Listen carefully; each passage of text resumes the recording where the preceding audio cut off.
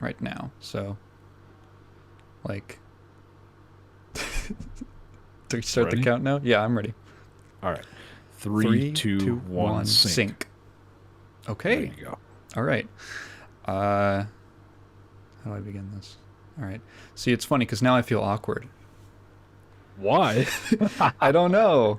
I don't know. Do you ever have that where like you have something perfectly articulated and then as soon as you start recording, you're like, fuck.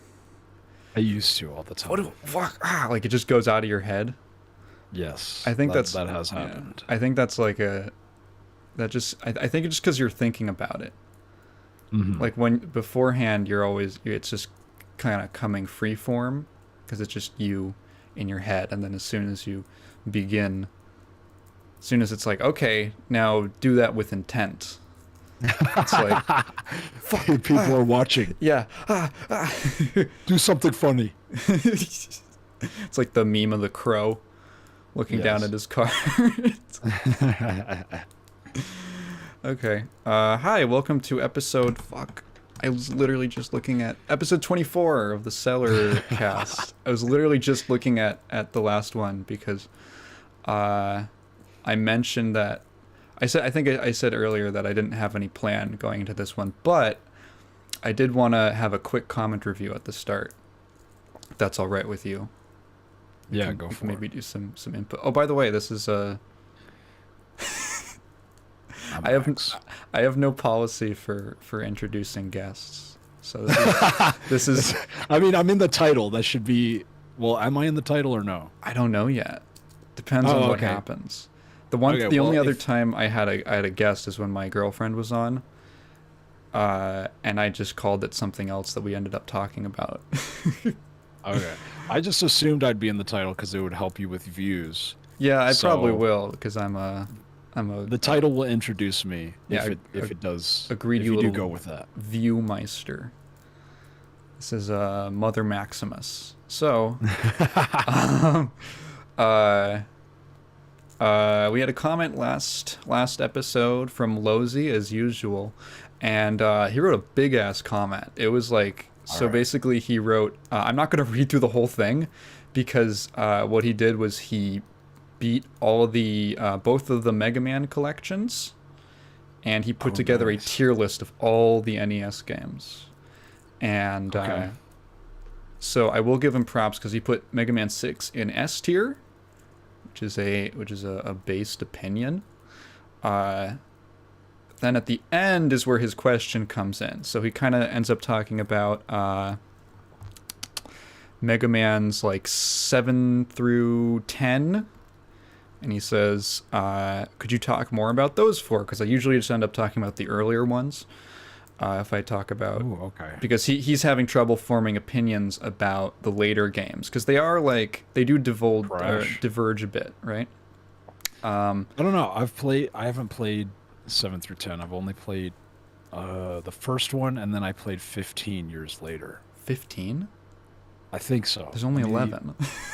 There's only 11. What are you talking about? It had all I know is I had 2 Roman numerals, so I assumed that meant it was in the double digits. but 2 Roman numerals? It was 3D. Oh, It 11? was on PlayStation 3 or PlayStation 2. 3. It's been so long since I've ever played Mega Man. It had 2 Roman numerals. They kind of dropped Roman numerals after 7 because the problem was that 7 was the first one on the Super Nintendo, and that was also when they started doing Mega Man X. So if you're doing Right. it just looks like Mega Man 10. Okay, so it might have been an X like 4, X5, X6. 3D. The 3D ones, there were no 3D like classic series games until 11, which was like 2017. So you're probably thinking about the X series. They went to 3D. Yes. The only 3D one is actually 7 or 8. So which are both on the PS2. So that's probably, I hope it was 8 for your sake. Seven I is did not enjoy it. I didn't have a good time. might So have it been. probably wasn't. Did it have like a weird thing where it switched between 3D and 2D sometimes? That Yes. was seven. Yes. I'm so sorry.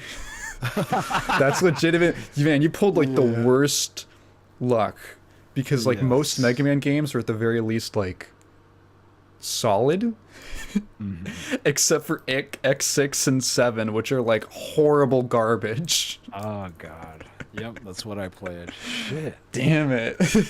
As a kid, I think it's your fault that you're not enjoying the game, but Yeah. now years later, And then you grew up, you're like, wait, yeah, that was fucked they up. actually made a trash game. It's like realizing that you were like a victim of child abuse years later. You're like, wait. That's so true. And that segues us into our next section. Oh, about shit. My channel and what I do. Were we going to talk about that? No, I'm just kidding. No. Okay, no. okay. Let's just talk about Mega Man. Yeah. If you guys didn't know, Max's whole channel is actually based around abusing children. And then he does a little social experiment where he comes back years later and he says like, did you know that like that wasn't cool when I like didn't let you eat for like 2 days? They're like, what? And he captures it on camera. Yes. So I did not know your Mega Man knowledge, and I was kind of hoping. So here's the problem: I haven't played. I have played 7, but I have not played 8 through 10. Okay. And I haven't played Mega Man in base either, which is like Mega Man like 7.5 kind of, sort of. 7 is like, it's okay. I think it's fun. I haven't played it enough. I've literally only played through it like once.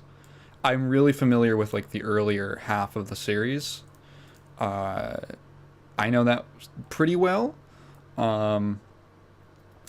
7, I think, is like, they made that game in like 8 months. And it's like astounding for how like, it's astounding how good it is for for being made in less than a year. Like I wish I could have played them. I only ever played. I mean, I will. I plan on it. I loved Mega Man as a kid, even though I only ever played the first one, and that was only when I was like 4 years old. So I have very vague memories. But the whole collection is on my Steam list. Oh yeah, mine too. list. There was a big sale, and I didn't pick it up because I was like, I played like most of them. So like, I don't. Yeah, the classic series is. I grew up kind of with Mega Man, so it's like, it's just like one of those things that's in my head. Mm-hmm. So it's easy for me to just like pull out like rank them real fast, of at least of the ones that I've played, because I've played like most of the classic series and a good chunk of the other series, all the sub-series. Okay. So unfortunately, besides, I'm trying to think, like, I don't have that much. I remember the bosses in 7 are really easy, and it's kind of like, the reason was because they introduced this thing. I guess they thought it would be cool that like if you hit a boss with their weakness, they would get like stunned for a second. I think they were just really excited to have like 16-bit graphics to work with. But it just kind of means that you can just sort of stun lock the bosses. Just the entire fight. Like I remember Cloudman, he gets destroyed. Like he can't do anything. And the classic series already has kind of a problem with the bosses being a little too easy if you have their weaknesses, which some of the other like X doesn't suffer as bad from that, but in classic it's super like if you have it, you can just brute force the fight kind of. But 7 had a lot of like neat ideas. Like you can get the like Turbo Man, his weapon is like a flame wheel thing that you can like throw out. It's like a shield and then you can throw it out. And then there's like a stage. Whose stage is it in a forest? I kind of forget. But you can like burn down the forest and it like reveals secrets. There's a bunch of like neat like little secrets and little touches and stuff. Is Mega Man the bad guy? No. I mean, if it's burning down forests, I would They deserved It doesn't it. sound very cool. Oh, they deserved They it. deserved it. They were What's hiding. The Lost Forest Man? They were He was hiding in the forest. They were hiding the the collectibles.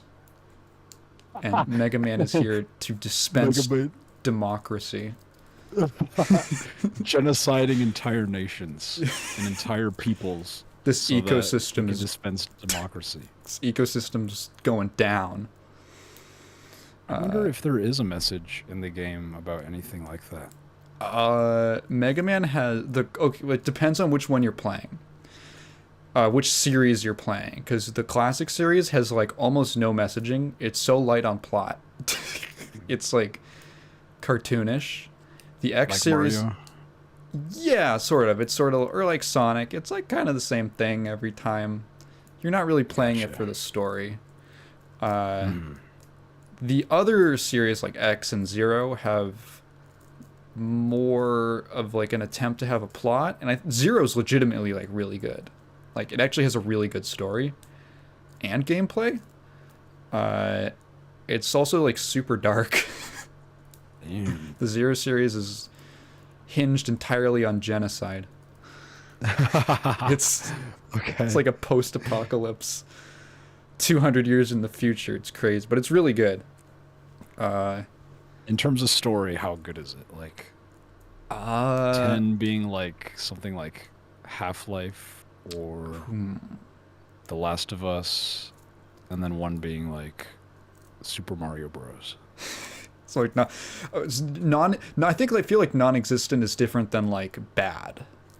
Definitely. Like I'm trying to think of like a game with a really bad plot. Maybe like I've been thinking about David Cage a lot recently. David Cage? Yeah. Oh, is he the dude who makes the the QuickTime event games? Yes. And I've been thinking about him recently because you know what his first game was called? It wasn't Heavy Rain, right? No, it wasn't. His first game was called Omicron. Omicron? Yeah. I've never heard of it. Yeah, good. It's not good. And now, because of the new COVID that just came out, the new COVID that just dropped, there's like conspiracy theories. There's like just dropped the new COVID, bro. Yeah, I got the battle pass. Go on. Level 5 of the battle pass gets you a free booster shot. There's like now there's now like conspiracy theories that like David Cage's Omicron from like on like the Dreamcast was like predictive programming prophesying the future, that there was going to be a disease in like 20 years. Does that mean he's gonna remake it? God, I hope not. Maybe he make a video about it. That sounds like such an interesting video. Like I've wanted the first David Cage game. Fuck. Okay, I've wanted to make. Actually, I've had this like idea for a series or something, where I just like go through like David Cage's like gamography, because I think it's really interesting. That is interesting. And I wanted to call it like Rage in the Cage, or something like that. The problem is that I would have to play Omicron. So like, here's the thing, Omicron. So most of his games like Indigo Prophecy, Heavy Rain, like Detroit, all those, they kind of just sort of like play themselves, right? Like that you just kind of play through them. You do some quick time events. You like walk around sometimes. Generally, like they're pretty breezy experiences from a gameplay perspective. Right. Omicron is like a fucking nightmare. It's like an adventure game, sort of, that has I feel like there was some, like the script was in French, and the translation's kind of shoddy. So like story's really confusing.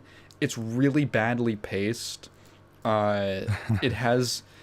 There's like really specific, like a specific order of events that you have to do things in. And if you divulge from it, like the game doesn't tell you when you have to do things. You just have to kind of know. And if you divulge from it at all, it basically soft locks you. It's like consistently that. David Bowie's in it, actually.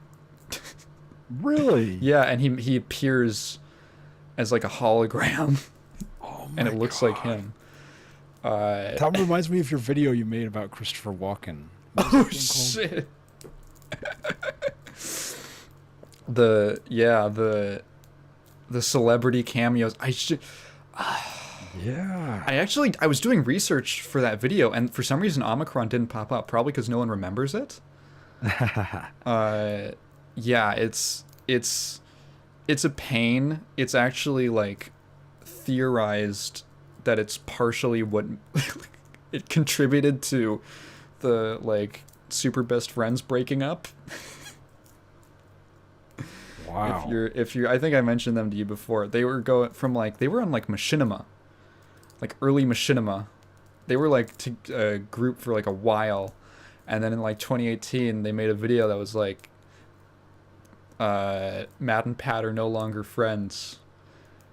And you kind of like trace, Yikes. like you can just sort of see, because they make all these videos of like let's plays where they're interacting, and you can kind of see like there's probably a lot of you know, definitely factors behind the scenes. It wasn't entirely David Cage's Omicron, but they had this thing like they would play every David Cage game because they're so funny to just riff on. And then they were like, let's do Omicron. It's like his first game, and it was like such a miserable slug. It's kind of hilarious, but And you haven't made a video on this. no, it's been like Jesus, dude. that thing That's in the like- background, Yeah, that's like looming in the background. that's definitely that's got to be one in the future for I feel sure. yeah, like I want to see that. I feel like David Cage is like the only notable like goofster in gaming that I haven't contributed a bit of a video about. Mm-hmm. Like I've at least touched on most of them, and there's some that I want to make specific videos about that just require a lot of research. But I there was also that like crazy lawsuit that happened. Did you hear about that? At David Cage? At like his company, Quantic No. Dream. Yeah, apparently they were No. like a really unhealthy environment for like mainly women, and apparently there was so like the Activision Blizzard shit? yeah, sort of like that. I don't know No how way. a little. It wasn't. I don't think it was as bad, but it was just like toxic. And there was a ridiculous court case where like David Cage started crying in the court, and he was like, way. "You are trying to deface my company." Oh And like God, they found all these like I think he like ran out of the courtroom crying, and they found like there were these statements from him where he said like, in my games all women are whores or something like that. What? It was something like that, and he's like, we don't allow like F slurs like at our company or something like that, like some fucking like Oh what my the hell God. type stuff. And I think like the other, I don't think he's the president of the company, but the guy, he's like his La Fontaine or something like that. He was like, they started like doing the trial, and there was a point where he said like, I'm not under oath, so I can like lie, right? Like he just said that to the court as like a witness or something. Oh my God. It was a mess.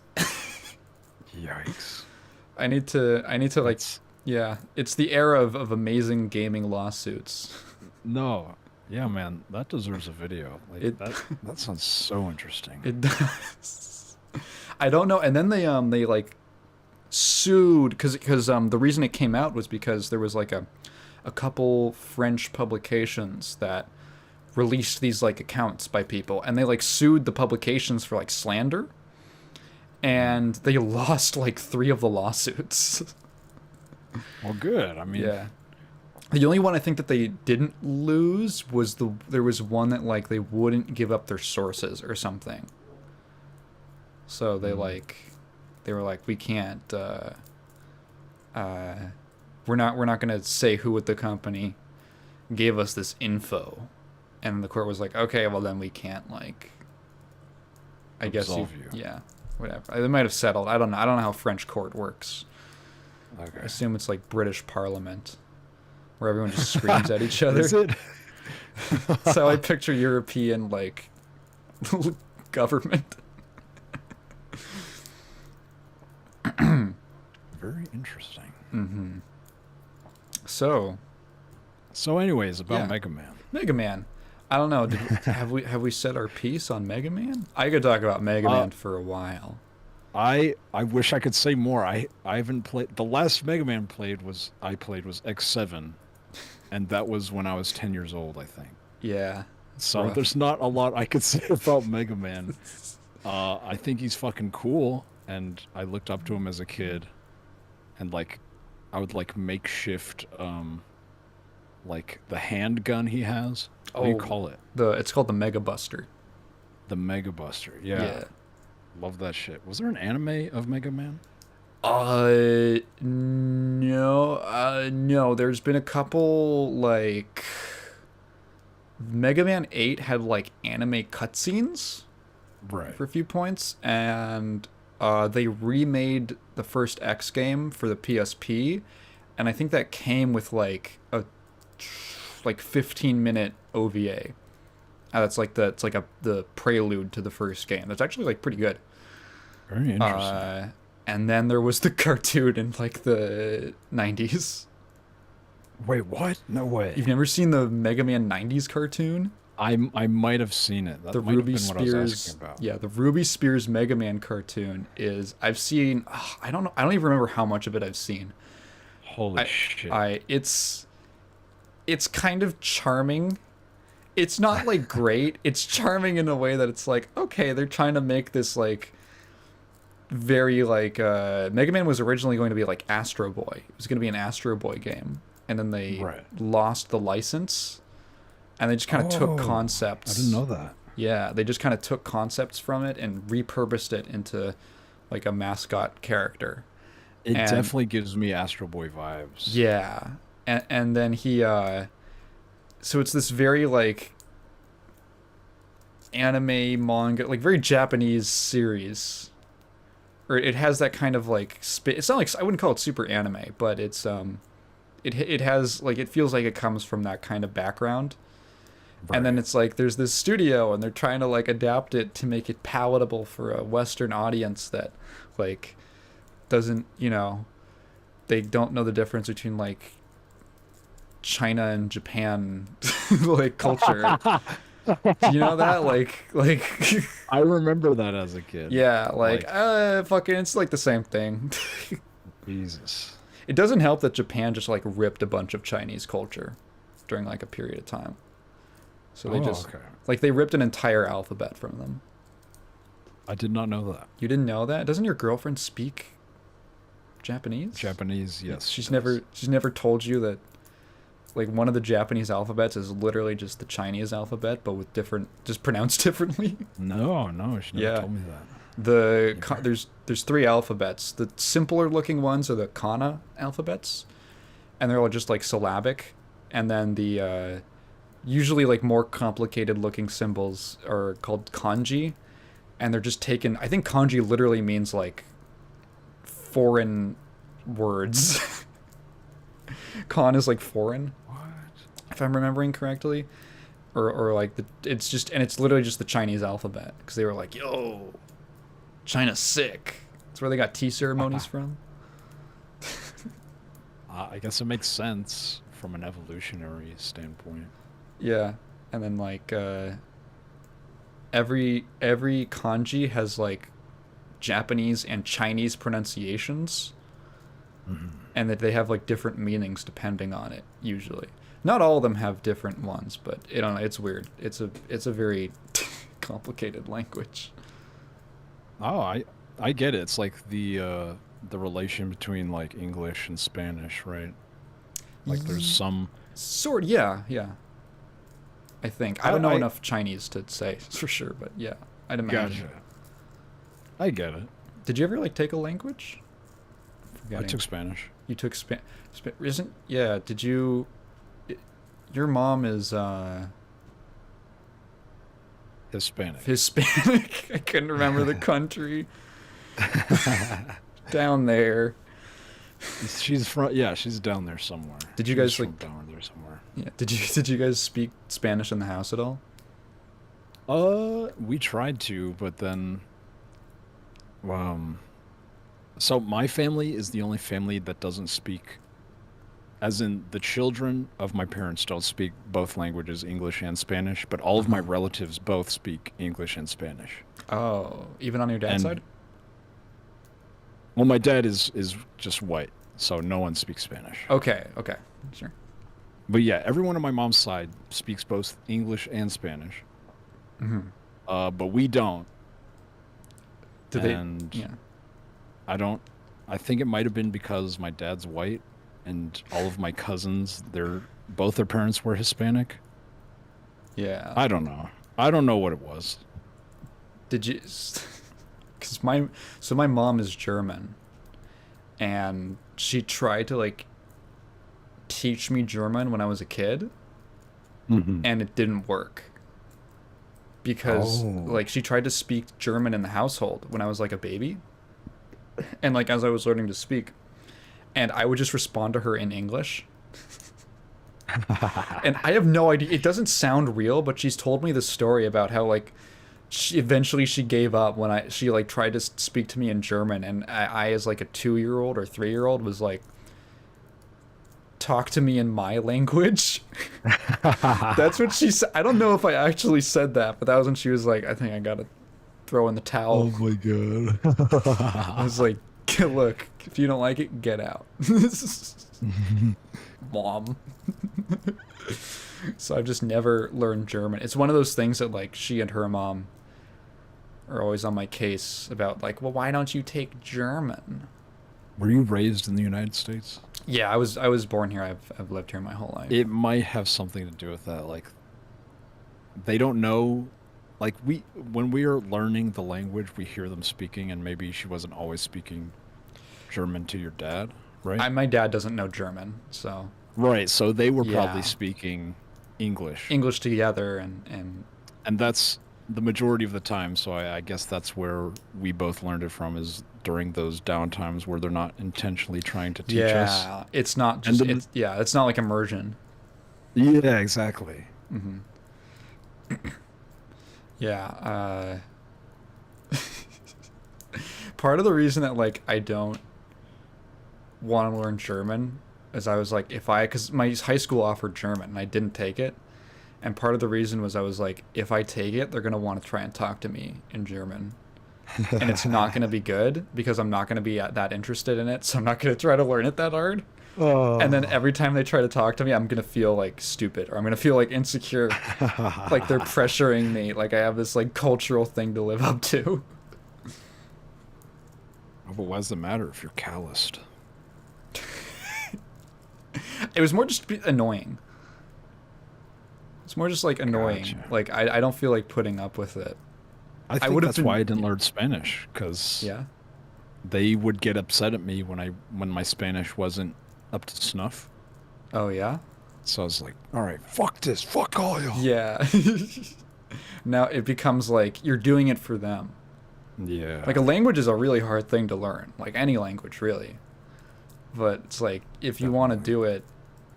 That's why I think I didn't really take too many languages until I started like trying to teach myself Japanese. Because it's like, oh, I literally like interact with Japanese stuff like every day. So it's like I actually feel like enthusiastic about learning it, as opposed to like if I'm learning German, it's just to appease my mom's side of the family. Yeah. And it's like I don't even feel like they can. Okay, I'm curious. So when you had like your other like relatives from your mom's side over, would they just like speak in Spanish with you in the room and like have whole conversations? Not with me. They would speak. So they have conversations with each other in Spanish, but to us they would speak in English. Okay. Because that's what my mom and her mom would do, is they would carry a whole conversation in German. And sometimes I could hear them say my name. I'm like, I can But you don't hear know what they're saying. Taigen is definitely not a German word. I can definitely like hear. Actually, now that I think about it, wait, hang on a second. There's actually like a brand of like RC tanks called Taigen. I don't know. Oh, and that's what they were talking about. Yeah, I'm sure they were really into remote controlled miniature tanks. That's like, I know you're talking about me. You're just like, that's happened to me. I know that. Oh feeling yeah, so bad. yeah. Man. And they just say it like openly, like you're not there, because they think that like you can't understand your own name. Well, they know. Well, they know you don't understand what they're saying. They're saying, but as soon as you hear, because I feel like, do you have this where like if you hear something even like something like start with like ma or like max, that you're just like your brain just like like goes on alert. Oh yeah. Yeah, I have that. I don't know. I always figured because like not many words start with like Taigen? Tai or something like that. So as soon as I hear like something, so I used to. It's less because I knew some people named like Tyler and stuff. But definitely when I was growing up and there was no one who had like a similar sounding name. As soon as you hear that, I'm like, who? What? Who's talking to me? So like, yeah, it's like I know. I can pick it up. It's weird. I get that all the time, especially when people say the word maximum. Oh yeah. Or any word that starts with max. Yeah. Like, yeah, my brain lights up like, ooh, what? What's up? Do you have like a weird? Why is your name Max? Why is it Max? Yeah. Why? Where does that come from? Have you read the book Where the Wild Things Live? Or... Oh yeah, really? Yeah, so I was named Where the Wild Things Are. Yeah, Where the Wild Things Are. Yeah, I was named after that character. Oh no way! That's so cool. I don't know why I was named after that character though. Did your parents just really like the book? My dad did. I don't know if my mom ever read it. I love my name though. Yeah, it's a nice name. Is it Maximus or Maximilian? Just Max. It's just Max. It's just Max. It's just Max. Oh wow. Okay. Yes. Just That's Max, not short for anything. That's funny actually. So it's like literally like the max. Actually, when we say like max something, like we say like maximum. Mm-hmm. Is max it by itself like talking about like, you know, the most? Is that its own word, or is it always just a shortening of maximum? It's a pre something. I forgot the word. The small part of the word that goes before the rest of the word. A prefix. A prefix. Yes. Yeah. It's a prefix. Yeah. Okay, so it's like your name is the most. Yeah, the largest possible quantity. The largest. Do you think that accurately describes you? Well, I like this little snippet. I'll send it to you. I don't want to read it out loud because it's kind of self-centered. Max, which means the greatest, and the greatest is in bold. If you type, I found that just typing prefix of Max, and that came up in Google. I was like, that made me feel good. That's fine. Taigen, I think, means the ultimate source. Oh, that's so fucking dope. Yeah. Oh my god. So we both got badass names. Yeah, cool. I feel weird now because I feel like if I had a kid, because my parents have pretty normal names, like from their culture. My dad's name is like Bernardo, and my mom is like Christiana. And then I'm named Taigen, and my brother's named Eben. E-B-E-N, not Evan. And Eben is like it means Hebrew for like stone. Stone. Yeah. And okay, so here's my fucking. I told you like my mom's a big hippie. Like, so my name is Taigen Moon, right? Right. My brother's middle name. Do you want to guess what it is? Sun. No, it's Lake. Mercury. Lake. Because the moon shines into the lake. Yeah. Wait, is your little brother or older brother? My younger brother. That's so fucking funny. He's my one sibling. And does he look up to you? No. Like you're shining down on Not him? at all. He used to. Here's a fun. I'm gonna expose my brother. So we went to like the same high school, right? And he's like about a year younger than me. And Okay. so he was in the grade below me. So when I was a sophomore, he was a freshman, and he's always been into soccer. So he was on the soccer team, and he ended up interacting with some guys from my class, who obviously knew me. And when they look at like the names and stuff, our last name is Irigoyen, which is like pretty distinct. Right. And so they would be like, "Oh, are you Taigen's brother or something?" And he'd go, "No, that's my cousin." And then I found out because they would come up to me. They'd be like, "Hey, yeah, I met your cousin he's on like the freshman team." And I'm like, "I don't have a cousin like who lives here. All my cousins are in like Europe." They're like, "Oh, like Eben?" And I'm like, "That's my brother." And they're like, "Oh, he told us." You were cousins. Like you? You were just embarrassed by me for a while. Oh. We're good now, but there was like a while where he was like, "Oh, my brother's a fucking weirdo. don't associate me with him." Well, I would never treat you like that, and I consider you my brother now. Wow. Do we have to do like a ritual? If you want to. I don't know. Like, is this what makes us brothers? What makes someone your brother? Besides genetics. You played video games with me. That's damn. I got a lot of siblings. I don't know if I want. I have a lot of siblings who hate my guts. Oh, call me racial slurs over the internet. What? No way. Oh, I get what you're saying. Yeah, that's the. Fucking.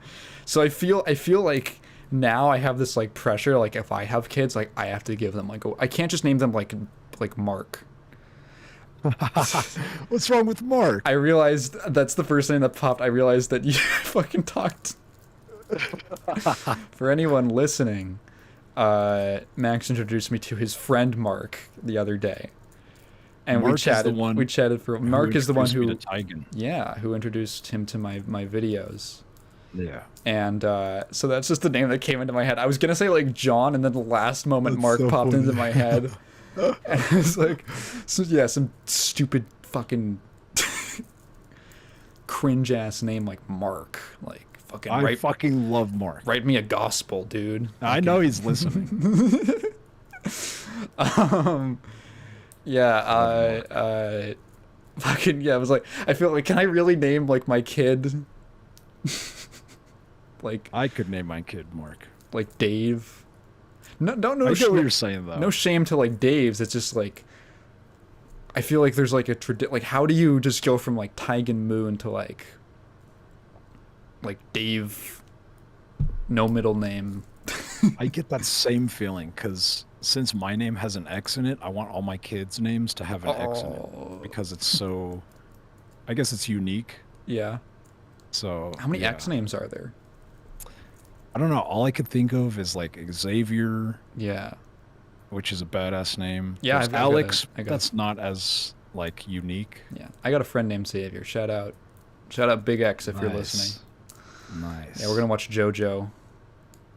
Sometime soon. Yeah, I think I got him into JoJo inadvertently because I just wouldn't shut the fuck up about it. No one does who watches JoJo. I know. And I've never seen it, but everyone around me who has seen it never lets me stop knowing about it. It is good, and I know that doesn't help. I'm sure it's like not everyone's cup of tea, but he's like really into like my friend Xavier, he's really into like classic rock and stuff, and so that was like a really easy way for him to like latch on. I think it was like, oh cool, like he collects vinyl and stuff. What is the premise even? So JoJo's Bizarre Adventure is basically, so the idea is that it's this long story that's divided into parts. And the idea is that every part has a different protagonist and a different main cast, and it's basically a different story. with the one through line being that every protagonist is part of the same bloodline. Okay. And the reason it's called JoJo's is that all of their names have 2 Joe sounds in them. So they get the nickname JoJo at some point. So, like, part 1 is, like, Jonathan Joestar. And then part 2 is, like, his grandson, Joseph Joestar. And it kind of, it goes, and there's this whole, like, turns into, like, a whole family tree and all that. Wow. But, the basic premise is that it's just, like, kind of like an adventure story. Every part has kind of a different feel and appeal, and it's sort of, like, different vibes and stuff. And so the author is, like, he basically has, like, way too many ideas, and he wanted to basically just, like, a structure that would allow him to do whatever he wanted and justify it as just being part of the same story. Wow. So he's like, okay, part 4 or, like, part 3 is, like, we're going on, like, a world trip to get to this location to fight the bad guy. And part 4 is, like, we're just gonna chill out in this, like, little Japanese coastal town, and we have to, like, find a serial killer. And then part 5 is, like, it's a fucking gangster story, and we gotta, like, hold on. Huh? Yeah. Before we started this podcast, a few days ago, you told me you didn't watch anything, and now you're telling me the only thing I watched is JoJo. That's the only thing you've ever watched. Not ever. Okay. I just gradually lost interest in other things that were not JoJo's or, like, that. Oh my god, that makes me want to watch JoJo less now. Why? I don't know. I will watch it after everyone shuts the fuck up about it. That's never gonna happen. It's never gonna happen. Y'all are the ones keeping everyone from watching JoJo. Do you have that kind of, like, spiteful gene in you? Like, you just refuse to do anything that other people are doing? I don't know. For some things, I don't. Like, everyone told me to play Among Us, so I did, and it was mediocre. Yeah. I don't know. It just depends. I feel like with anime, I'm super picky, and I feel like I would enjoy JoJo. Yeah, that's my fucking problem. I'm the same way, but, like, with everything in my life. I've been so, like, I'm not listening. There's, like, throw a dart at anything that's been, like, trendy in my entire life, and I haven't engaged with it. Usually specifically because I don't know, maybe it's like I just go, doesn't interest me. Yeah. And then the only reason I watched JoJo is because my friend was really into it. And for some reason I gave it a try, and I was like, I really like this. Okay, so I want to ask, were you the one to initiate it, or did he No, he was like me, and he just wouldn't shut the fuck up about it. And then I was like, might as well see what's going on. Then I ended up... So you were the one... Yeah. Okay, I feel like the thing with me is someone has to put it on for me before I'll get into it. Yeah. I'm not, like... I don't put myself in situations where people can put things on for me. Like, it just doesn't happen. I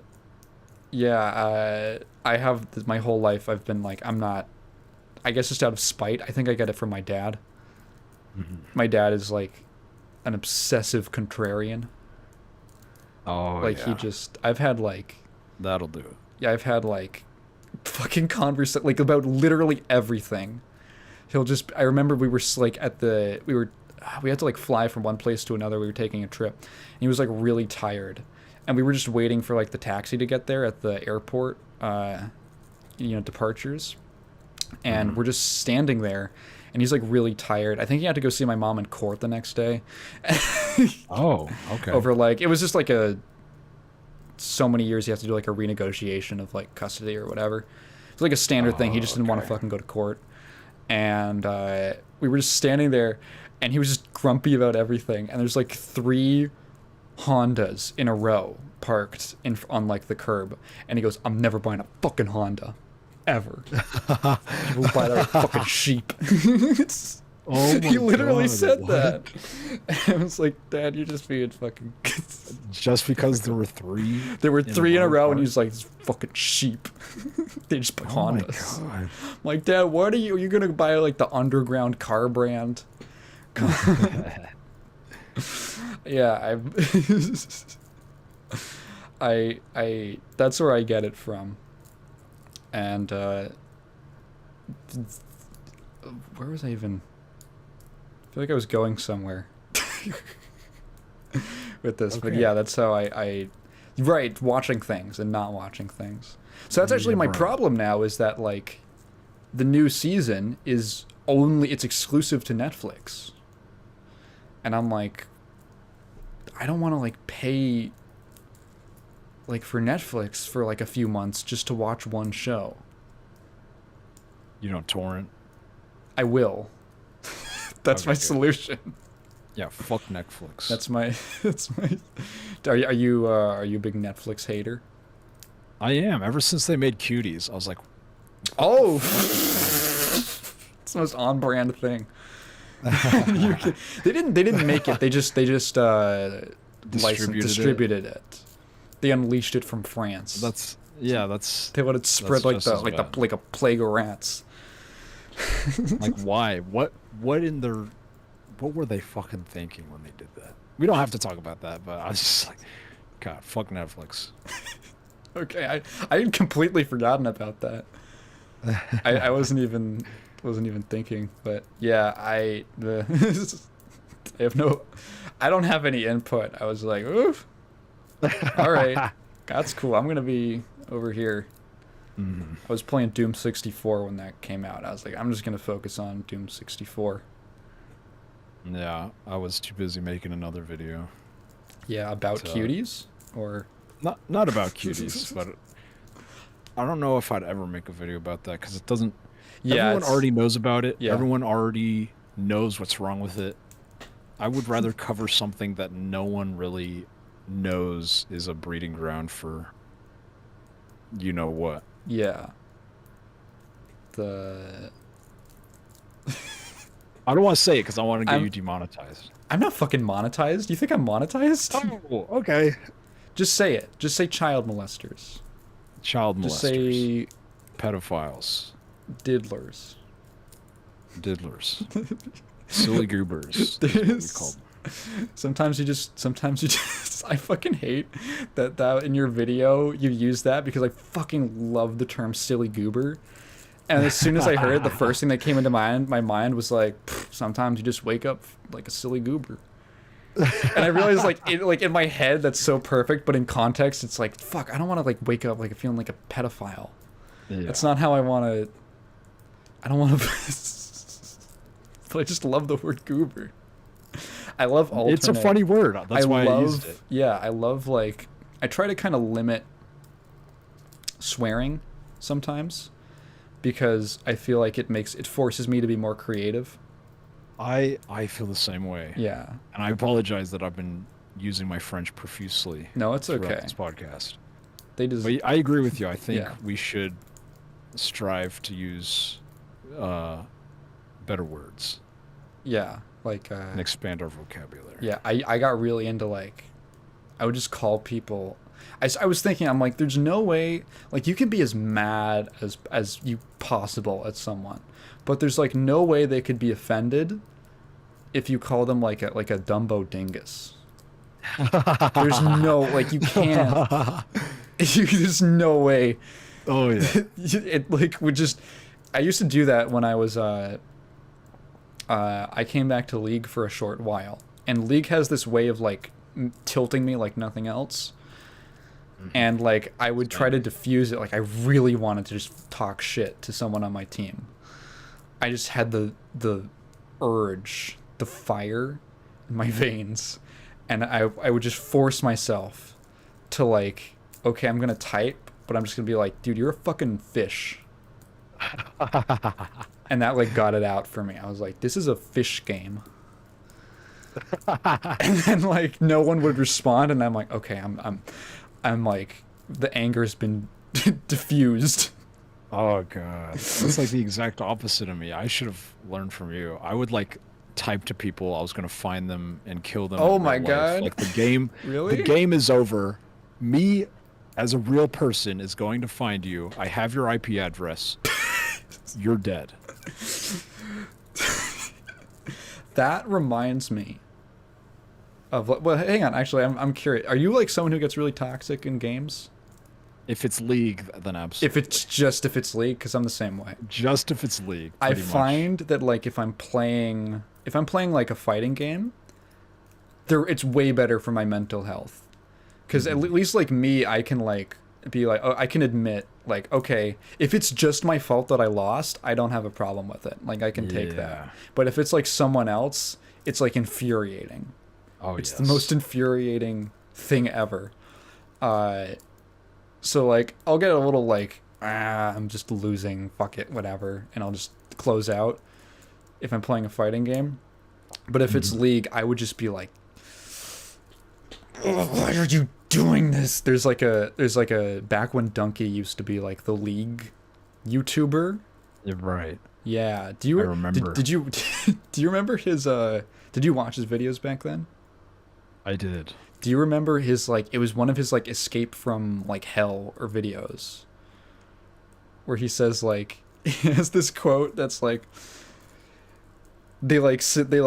took his team took like a bad fight and then they successfully disengaged and he was like, okay, now let's just like recover and like regroup, and then they just like start running back in, and then he just says like, my team is Hitler on 4 computers, I'm on 1. That's just what comes to mind. That's what it feels like. I have the theory about like, I don't know if I've mentioned it on the podcast, but like when you're online on the internet in general, I think, and someone like pisses you off, I think it has the same effect as like road rage. Really? Yeah, because like road rage, the whole deal is that like someone cuts you off or does something like bad driving that annoys you, and you know if you're especially if you're driving, could like potentially be dangerous, and you get really mad, right? And because you in that moment when you're mad, you don't see them as like a person. They're just a car. Oh yeah. They're just a Oh, definitely. silhouette. And They're a piece of shit. yeah, and it's way easier. Like if you can look someone in the eye or you can like hear their voice, it's much easier to like humanize someone and like get like maybe not like forgive them or something, but be less mad because you can just relate to them more. But when they're just like an entity in a car, they're like a shadow person. Yes. And it's like when soldiers in wars would like psych themselves up that like their enemies were like literal demons, and that would like help them make it easier for them to like kill them. I think the same like psychological thing goes on when someone's just like just like a username. Yeah. Like you're not a real person, you're just like this thing that has been put into my life to make it more difficult and to make me not have fun for the next however minute, like 40 minutes. Yep. Yeah, you just so it's much easier to just hurl baseless anger, which is what makes like Xbox Live so terrifying, because people could hear your voice and they would still talk shit. Oh yeah. I don't know if people would get like super angry mad, but it's like, okay, these guys are real at least. And that kind of goes back. Sick. Oh yeah, sorry. I'm so sorry. I have to go to the bathroom. Oh, no problem. I'll hang out. All right, I'll be back. All right, do you want to pause your recording? Because I can pause mine. We can like resync. Oh, absolutely, yeah. Okay, I'll just pause right now. All right, I stopped pausing, so if we could do the countdown. Count it. All right, 3, 2, 2, 1, sync. Okay, synced up. It sounded synced on my end. So, all right, what were we talking about? We were talking about like rage, like road rage. Yes, yes, road rage and how it ties to video games and people are just usernames. Yeah. Do you play like most Do you play a lot of like competitive games I or guess so. I mean, I'll switch. Like sometimes I'll do like chill games or single player games, but right now I've been playing Halo Infinite, and that I do oh, get pretty competitive in that. how is that, by the way? Ah, there's so much good with it, but there's also just some annoyances I have with it. What? What's the annoying Uh, bits? Mostly it's like there's less customization when it comes to both like your character and like the types of matches you can do because they Uh, haven't released Forge yet. oh, okay. But I'm hoping it's looking very good. It's a very promising future for the game. Okay, because I, pardon me, I I have like some friends who are into Halo, and they hate the 343 games. Yeah, I was never a fan of the 343 games, but I think Infinite might do it. At least in terms of like multiplayer. So far, yes. Yeah. When's We'll see the about the campaign. yeah? When's the campaign even coming out?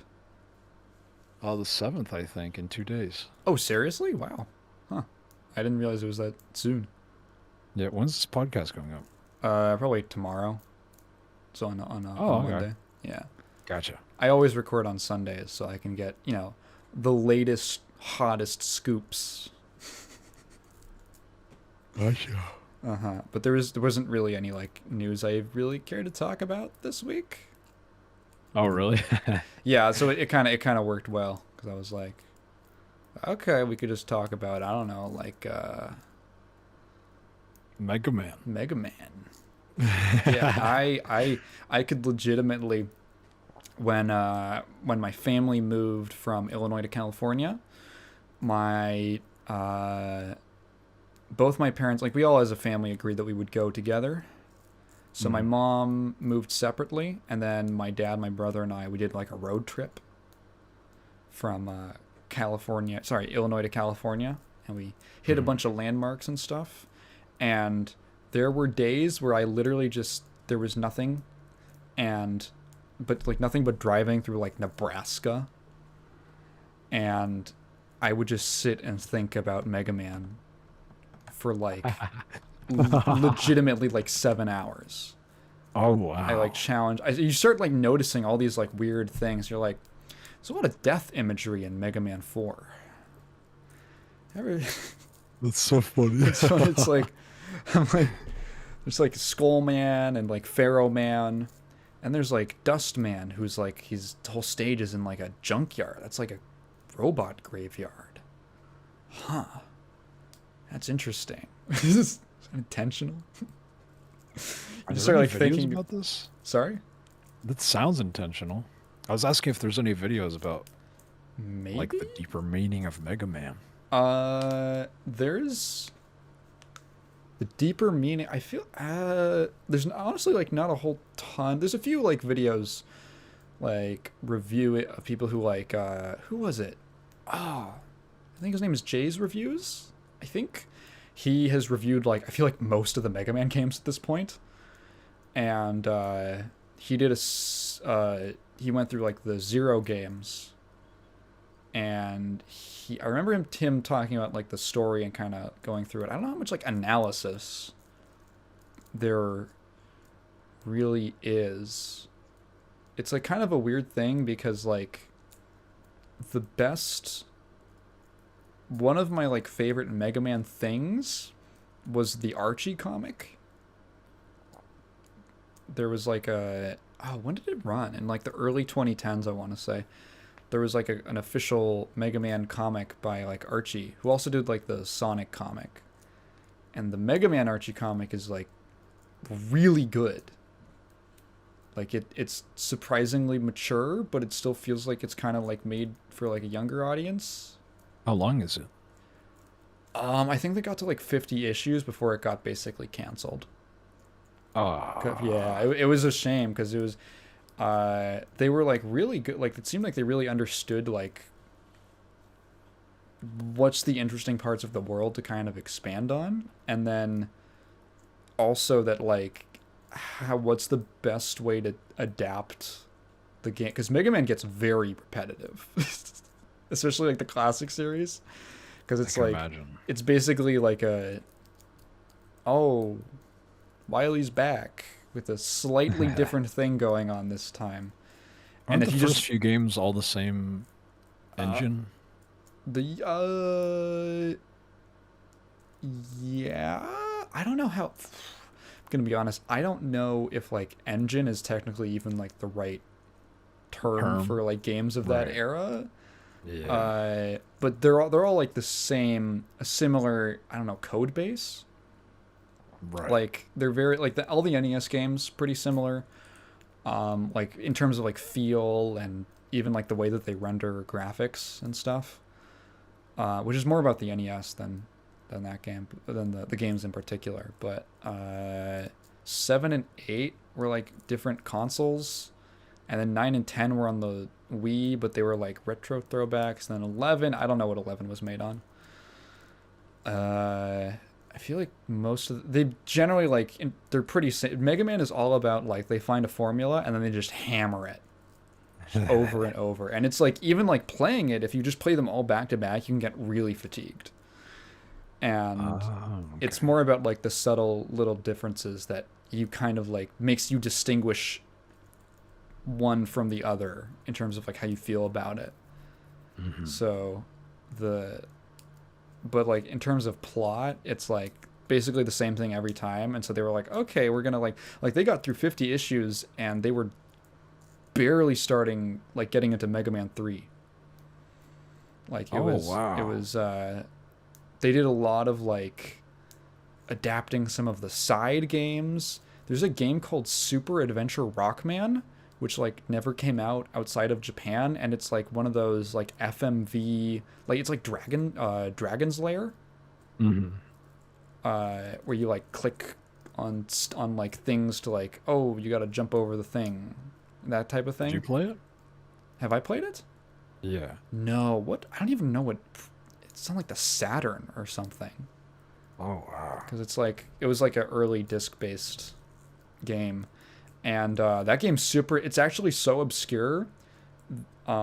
The only I have like the Mega Man like 25th anniversary thing, and they have like one page devoted to it, and the only quote given is like one of like I think it's like Keiji Inafune apologizing. It's Really? really because I guess it gets like really dark. I can sort of tell because like after they did like Mega Man 2, they kind of did some like not filler stuff, but like stuff that divulged from the games, like some kind Mm-hmm. of other like storylines to like introduce some other characters that were going to show up later on.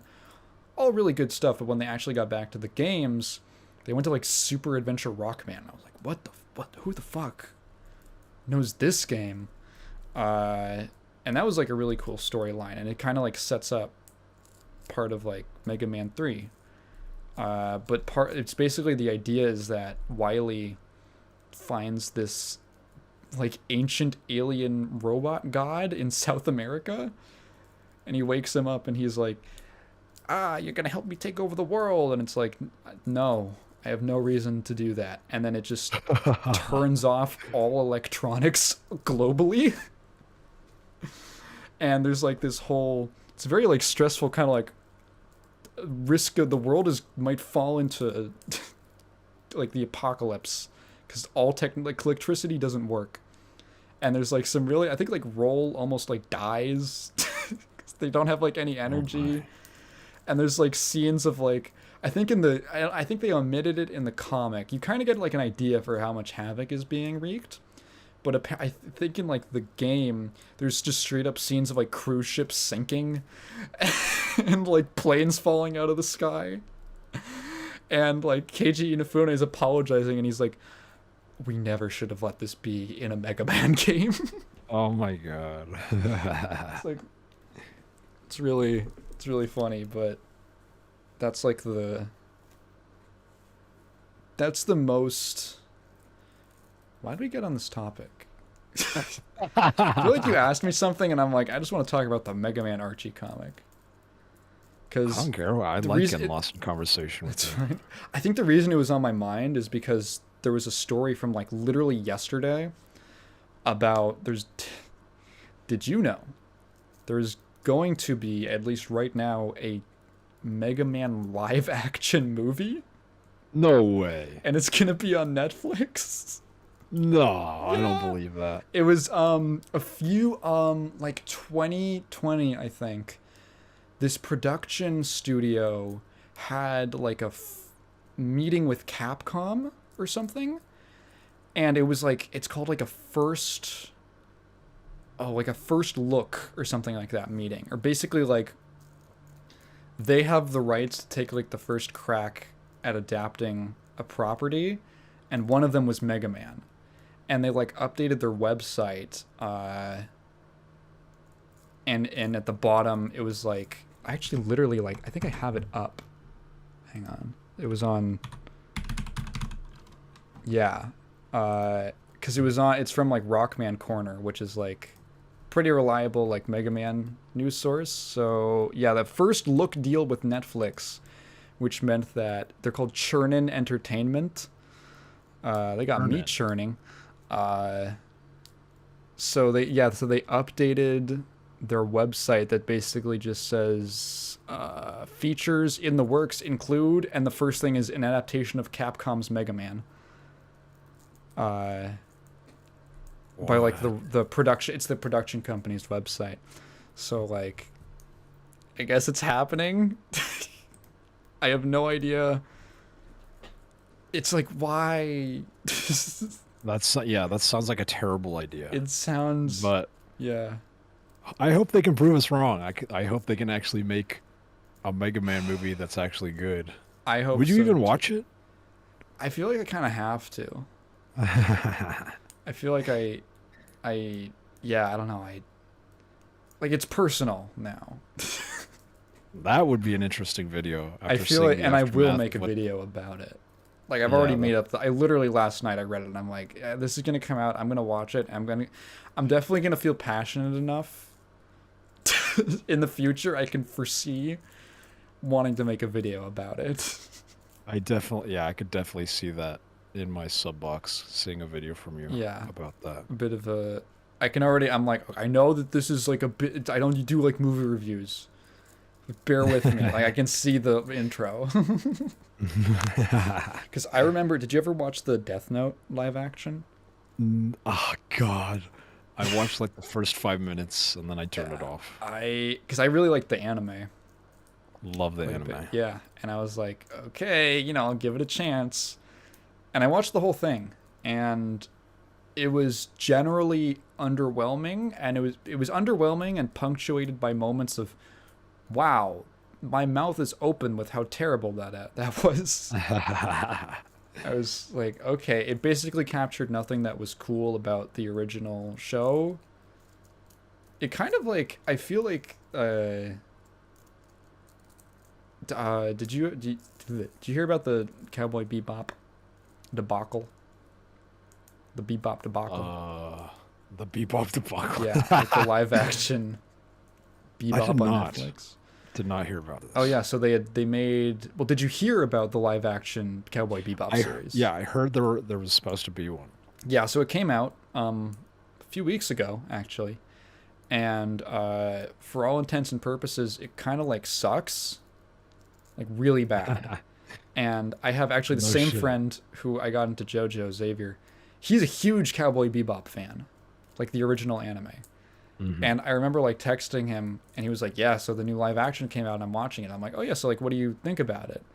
And he goes, well, I'm only on like episode 3, and it's like 10 episodes. It's like, well, I'm only on episode 3 and it's all right. Like it's okay. Like they changed a few things, like a few order of events and some characters backstory stuff, but it could be fine. Like it could work out. And then like the next day, I spent like the next day just like working like all day on a video, and once I was done, I laid down. I was like, oh yeah, Xavier sent me a message, and the first line was, so I finished the Cowboy Bebop live action. It fucking sucked. And I was like, what happened? What happened between like between episode 3 and episode 10? and he wrote me just like several gigantic paragraphs about how basically it seemed like they were like, there's no point in adapting Cowboy Bebop to live action. Like, you don't gain anything in translation. I was just about to say, what Yeah. is even the point of doing that? Yeah. So they had to like change things to justify it. But the things that they changed were like arbitrary and like, hey, it's different. But it like detracts from the original. Definitely. And there was a bunch of weird. I've seen clips out of context that I don't know how they would make sense in context or not be awful. Like, there's like a character. So there's one character, I don't know his name, but he's a black guy, and he's talking to this woman, and I shit you not. So it's basically she's trying to convince him to do something, and he says this line like, "That sounds like blackmail," and she says, "Well, you are black and you are a male." Oh my god! And I'm like, this is not real. This is a joke, and it's real. No. Like, why is this here? Was it in English or was it? Oh yeah, it was in English. It was all English. It was an English production. No way. I think the guy, the main in the character, right mind? I think Spike, is played by an Asian actor. Okay. But everything is in English. And yeah, there was something like really. Oh yeah, specifically what he was ranting to me about was that like his favorite character from the original anime was called Gren. And Gren's whole deal was that they were like they were a male who was experimented on to basically get forceful gender reassignment surgery. And they have this whole like arc about like their identity and all that. And then in the show, they were like, "Oh, Gren is non-binary. There's nothing else to their character." That's the whole, and it's like missing the point so hard. Like, it's fine if you want to have like a non-binary character or whatever, but it's like you're literally like erasing this whole like emotional thing about like gender identity, and it's being like, that's their thing, you know? And he was like so upset about that. Yeah, I think what the most obnoxious thing is that it's like the implication that you get from adapting something into live action. Right, like yeah, it doesn't. Yeah, like the original medium is inferior in some way. It's like they're like, okay, now that we're making a live action, like this is the upper echelon of production, and it's like, no, it's fucking not. They're both different mediums that should be used for different reasons, and you don't have to adapt everything into a movie, like, or like a live action TV show.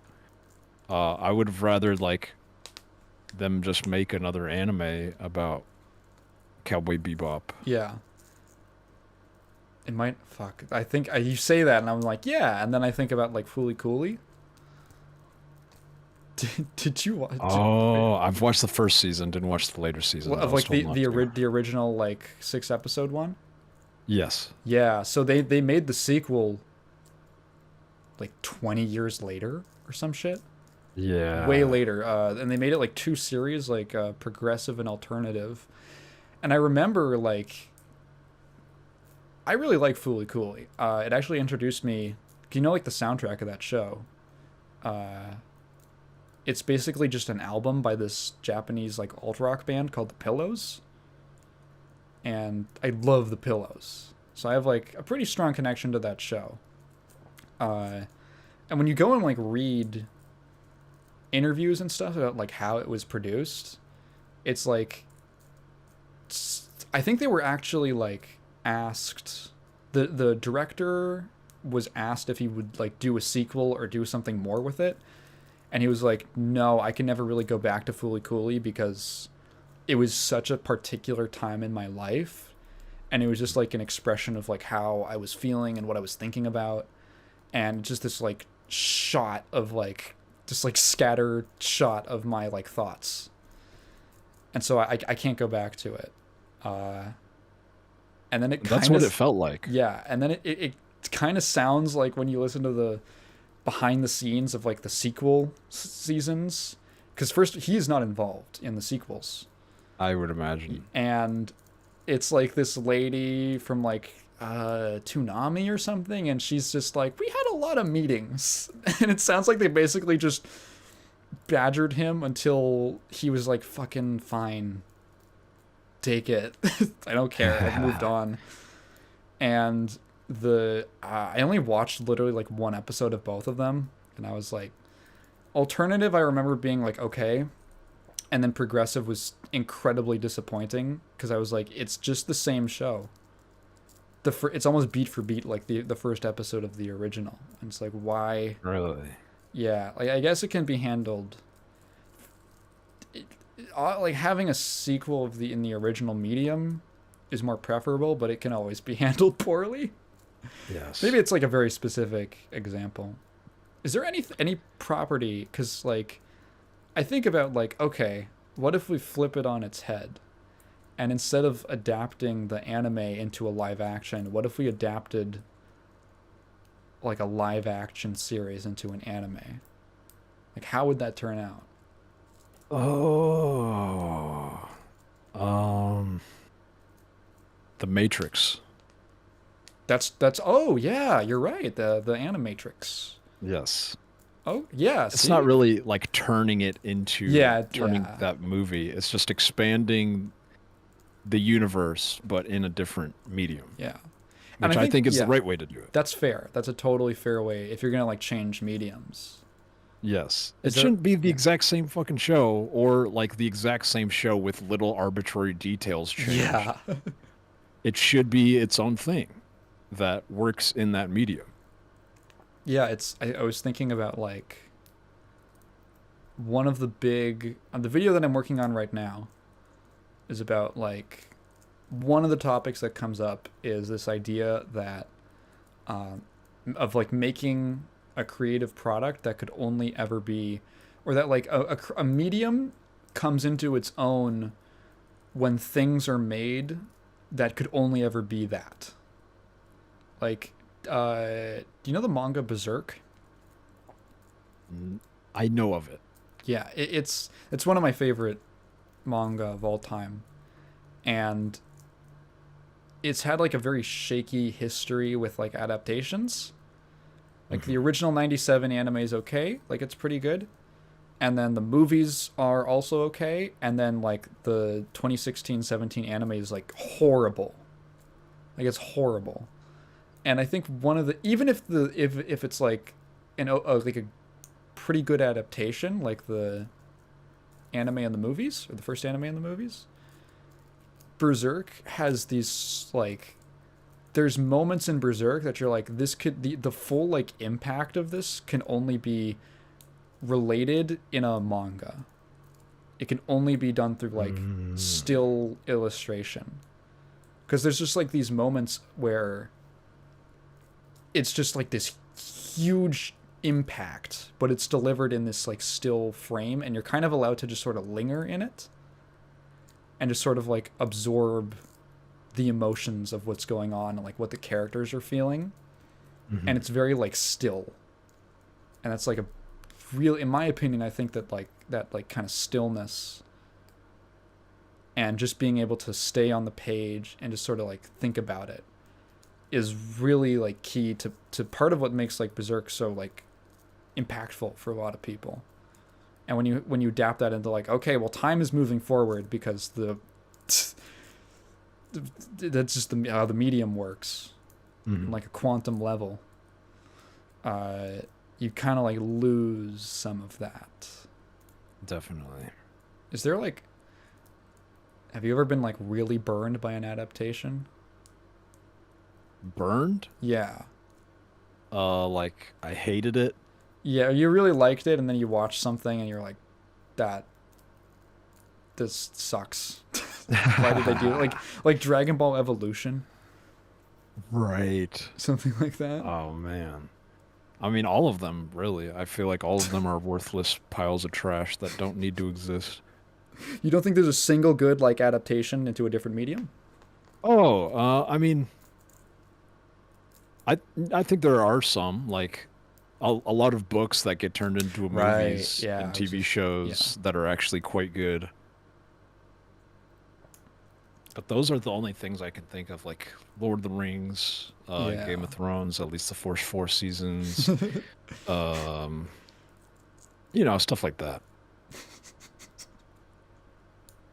I'm. So, What? you brought up Game of Thrones, and my mind like linked back to the conversation we had about names, and I started thinking about how like there's people who named their kids like Daenerys Right. before season 8. Correct. Like, what are you supposed to do? That's like that 4chan post that's like, be born, have one shot at life. Parents name me fucking Thurman. Like, what am I supposed to do? Be called Daenerys. Everyone's gonna know. Yeah. I guess they gotta make the best of it. Yeah, just hide, hide from it. Or maybe just don't watch the last season. Yeah, yeah. It's crazy how fast people like Game of Thrones was so huge when it was airing.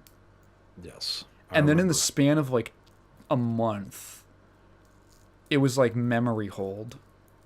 Like people were like, that never happened. Even the good parts. It just left culture. It was insane. I never watched it, so I felt kind of like smug. I was like, haha, I knew. I knew. Yeah, must be nice. Yeah, I did. Were you like really into Game of Thrones? Um, Not super into it. Like I've never read the books. Mm, I just appreciated the show for what it was. yeah. But you were as I had a good disappointed. time with it. Okay. I was sorely disappointed, and the ending was vomit inducing, but it's like there's plenty of other good shows out there. Yeah. I don't need just Game of Thrones. They're doing like a Wheel of Time series. You seen that? Wheel of Time. Yeah, the book series. Based Never off the heard of book it. series. Do you know? Never heard of it. Yeah, it's one of No, I've those. never heard of it. It's Wheel of Time is one of those. It's like 14 books, and they're all like the size of the Bible. It's like, What? it's like one of those like fantasy series. It actually went like No so way. long that the author died, and he left all of his notes to the last book to a guy named Brandon Sanderson, who Okay. if you're in like writing circles or anything like that, people love Brandon Sanderson is like the guru of writing amongst like people who are really into it because he just gives a bunch of like lectures on Okay. on like writing stuff. He's good. I actually really like his books, but he looked at the notes and he's like, "There's no way this can be one book." And the only way that he could write it was he split it into 3 books. So it was going to be like 12, the 12th and final book, and went up to like 14. It was just too Wow. huge. And apparently Did he they're do it justice? I never read it. I've never it's one of those like I'm so intimidated by it. I've heard it's great. It's one of those like everyone who's read it is like a super fan. I feel like you have to be to get through that much material. Hmm. But like maybe someday. Maybe if like I don't know. Again, I have like the spiteful gene. Well, they are making a series out of it, and I have no idea. I just saw previews for it, like at the. My girlfriend and I went to the theater a few times. Oh, for what? We saw a couple things. She's the only reason that I watch movies. Okay. We went to see Last Night in Soho. She's actually taken me to a couple good. The first one she took me to was The Suicide Squad. That was funny. That was a good movie. I really liked that movie. Yes. And then Last Night in Soho because she's a big Edgar Wright fan. And then what was the? I feel like we saw another one. I can't remember. She's gonna text me about it because she listens to the podcast.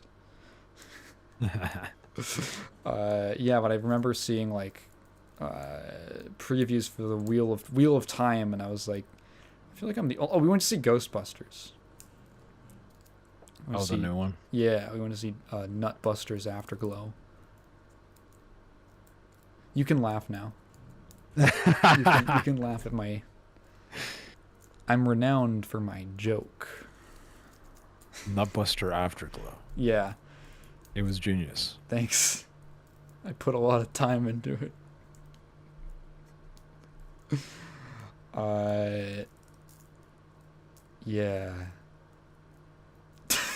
I had a question actually. I was curious about this. I was waiting for you to tell me how Ghostbusters was. Oh, it was okay. That's why I was quiet the whole time. Theaters are like a bad. I feel like theaters are a bad place for me to watch movies, because when I'm forced to sit still, I get really restless and antsy. So it's hard for me to like really absorb what I'm watching. Like I remember walking out of like Rise of Skywalker, which is like already an incredibly ADHD movie. It needs like a prescription. I think that's what they mean when they call it like a script doctor. He prescribes your script with some some Ritalin. And I remember walking out and I was like, that was fine. And then I started to like think about it and reflect on it. I'm like, that was not fine. I was just too like bombarded with like flashing lights to like think about anything other than like, oh, I'm doing this now. My mind starts wandering. It happens like every time I go to the theater. And so it's like I don't trust my gut opinion when I go to the theater. You feel like your gut opinion isn't like I guess correct? I mean, if it's what you felt, then isn't that the thing is that I feel like if I had, the difference is that I actually trust my gut instinct a lot. Like I don't think that there's any right or wrong opinion, but it's more about like if I had sat down and watched this at home or by myself or with a very small group, I probably would have had a different opinion of it. But because I watched it in this environment where I like couldn't really think, the difference is that like in one I'm being like date raped in the theater because like I can't like fully consent to my opinion because I'm not in the right state of mind. Oh my god. I just kind of threw that out there. I'm sorry to anyone listening. This is, and the other, it's like, okay, we warmed up. I there's no substances involved. I'm like, I'll have sex with this opinion. I'm fine with it. And the other one, it's like, I come home, I wake up, and I feel sore, and I'm like, fuck, did I see Rise of Skywalker? Shit. Oh my god.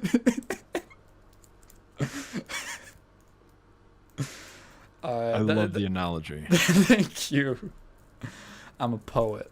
I have a way with words, but that's the difference. Like generally, I trust. Like if I remember the first time I watched Death Note. Speaking of, I had like a very specific experience with this where I came away and I was like, I don't know how to feel about that. Like I was very neutral, and then the more that I thought about it, and I was able to kind of like digest it, I was like, I didn't like that at all, and my distaste actually grew as I got further away from it. Yeah, that's That's kind of how I felt about Game of Thrones.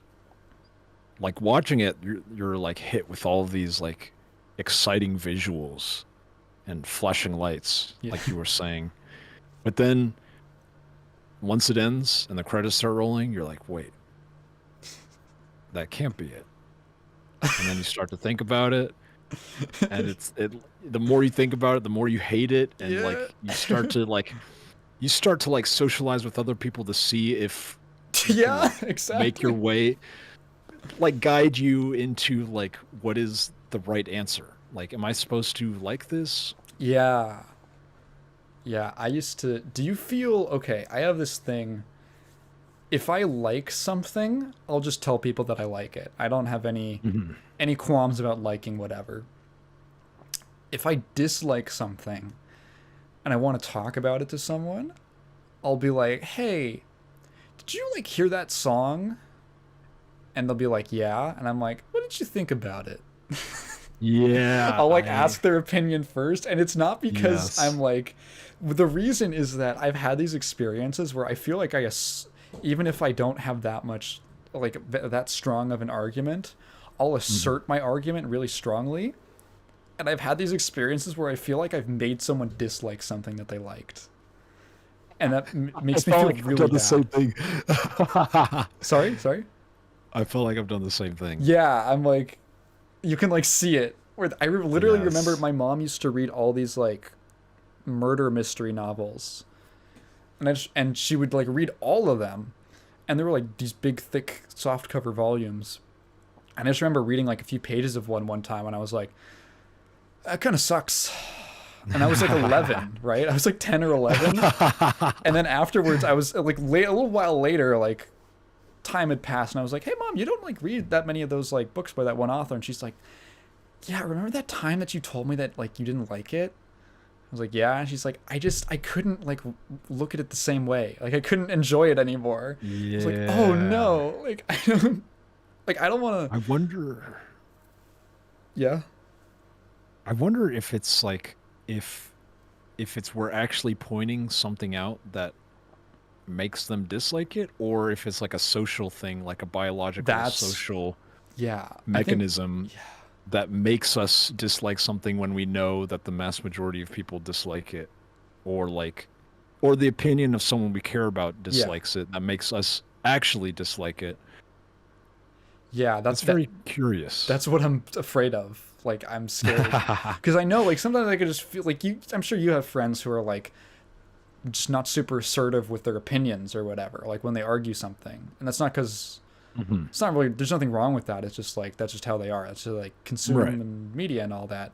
I'm very like, when I start up a game, I spend like 5 minutes in the options menu, and I'm like, why can't I rebind to this key? Yeah. What the fuck? It like affects my opinion. And so like I'm very like thorough whenever I like go through like any kind of entertainment or media. And so I feel like I'm worried that they think like, oh well, Taigen, he's like a scholar. It's like, no, I'm just more anal. It's not like better. Yes. I'm not like that much smarter.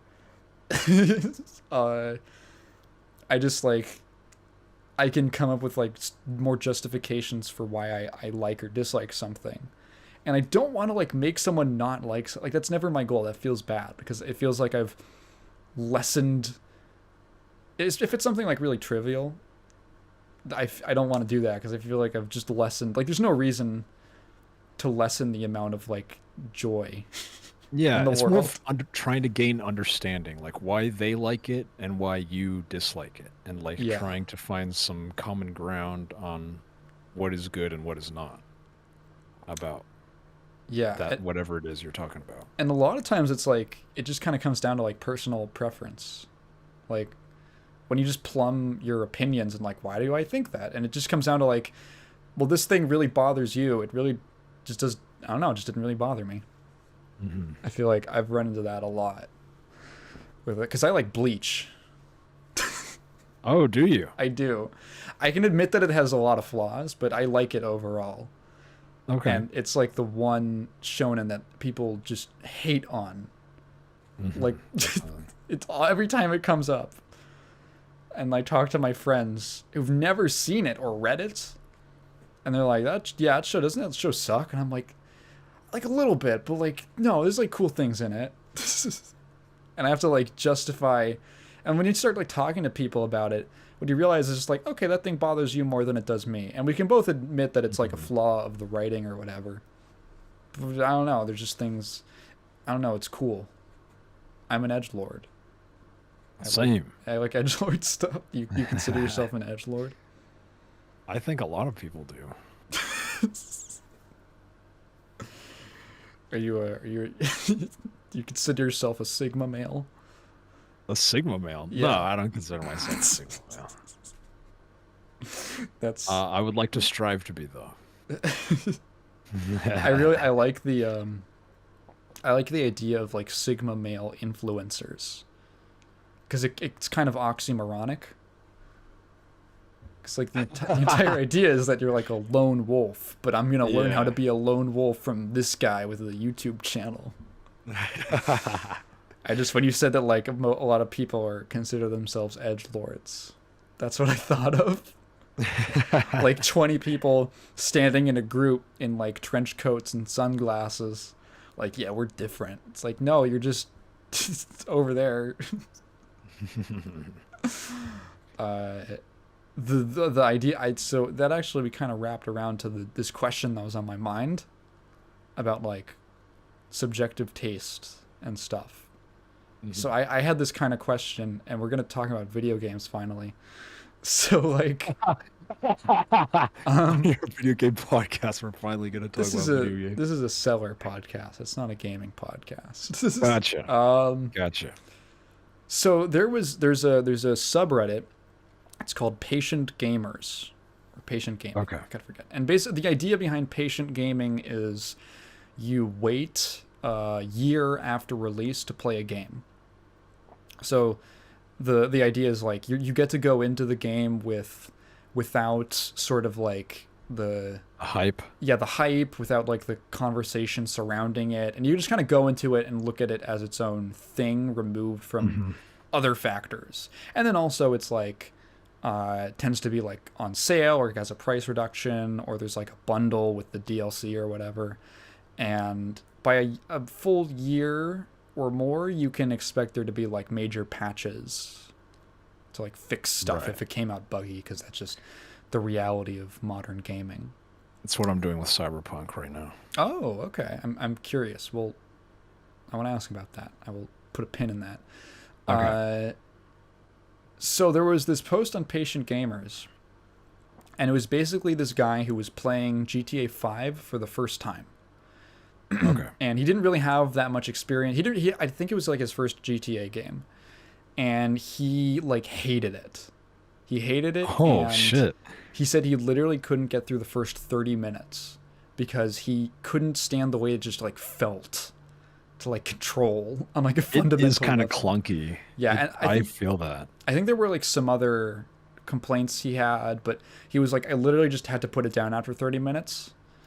And the discussion underneath was really interesting, because people started talking about like, you know, people who were big fans of the game were like, well, in 30 minutes, like you're barely out of the like tutorial, if even, and the game has like there's so much more to it, and you just had to like give it a chance. And there's other people saying like, well, no, you can put it down whenever you'd like. So it kind of got me thinking about like, how long is how quickly can you just decide that you don't want to play a game? Like, or how much of a chance should you give a game? Sometimes there's a threshold, because Dark Souls is one of my favorite series of all time. Oh, okay. But when I first picked up Dark Souls, I fucking hated it. Oh, yeah. I hated it so fucking much.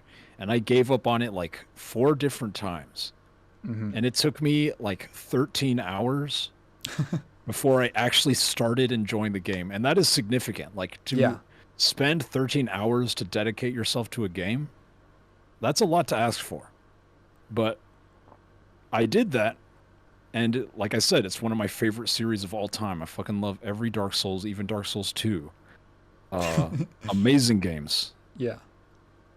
But yeah, for every game it's different. Like Doom Eternal, I picked that up and I loved it immediately. Yeah. Dark Souls, 13 hours, 4 different occasions. Was it? It's What made you go back to it? Like you were just like frustrated you couldn't. people. It didn't come from me because I didn't want to touch it ever again. I hid it in my Steam games list and kept it that way. You hid it? But yeah, you can hide games. You can hide games. Serious? You right click on it. You right click on a game and you click manage, hide this Oh my game. God, I've never even noticed that. I've never done that. Just so you don't have to look at it. That's hilarious. So it doesn't bother you. You can hide it. I think it's more so you can hide your porn games from your friends. I think that's. I do it for games I don't want to play. Like, because, on your Steam library, you got games, okay, I need to play all these. Yeah. But sometimes the game is just so bad you want to hide it. And that's how I felt about Dark Souls. I felt like everyone who played it was an idiot and just liked masochism. And shit on anyone who didn't enjoy, like, dying infinitely. But, I guess it was, like, my annoyance with people shitting on me for, like, because I posted online. I didn't post, like, on Reddit, but on, like, the discussion of Steam. Yeah. The discussions page on Dark Souls, I was like, why does anyone like this game? It's so fucking trash. And, they never really gave me good arguments. They just insulted me like, for being bad.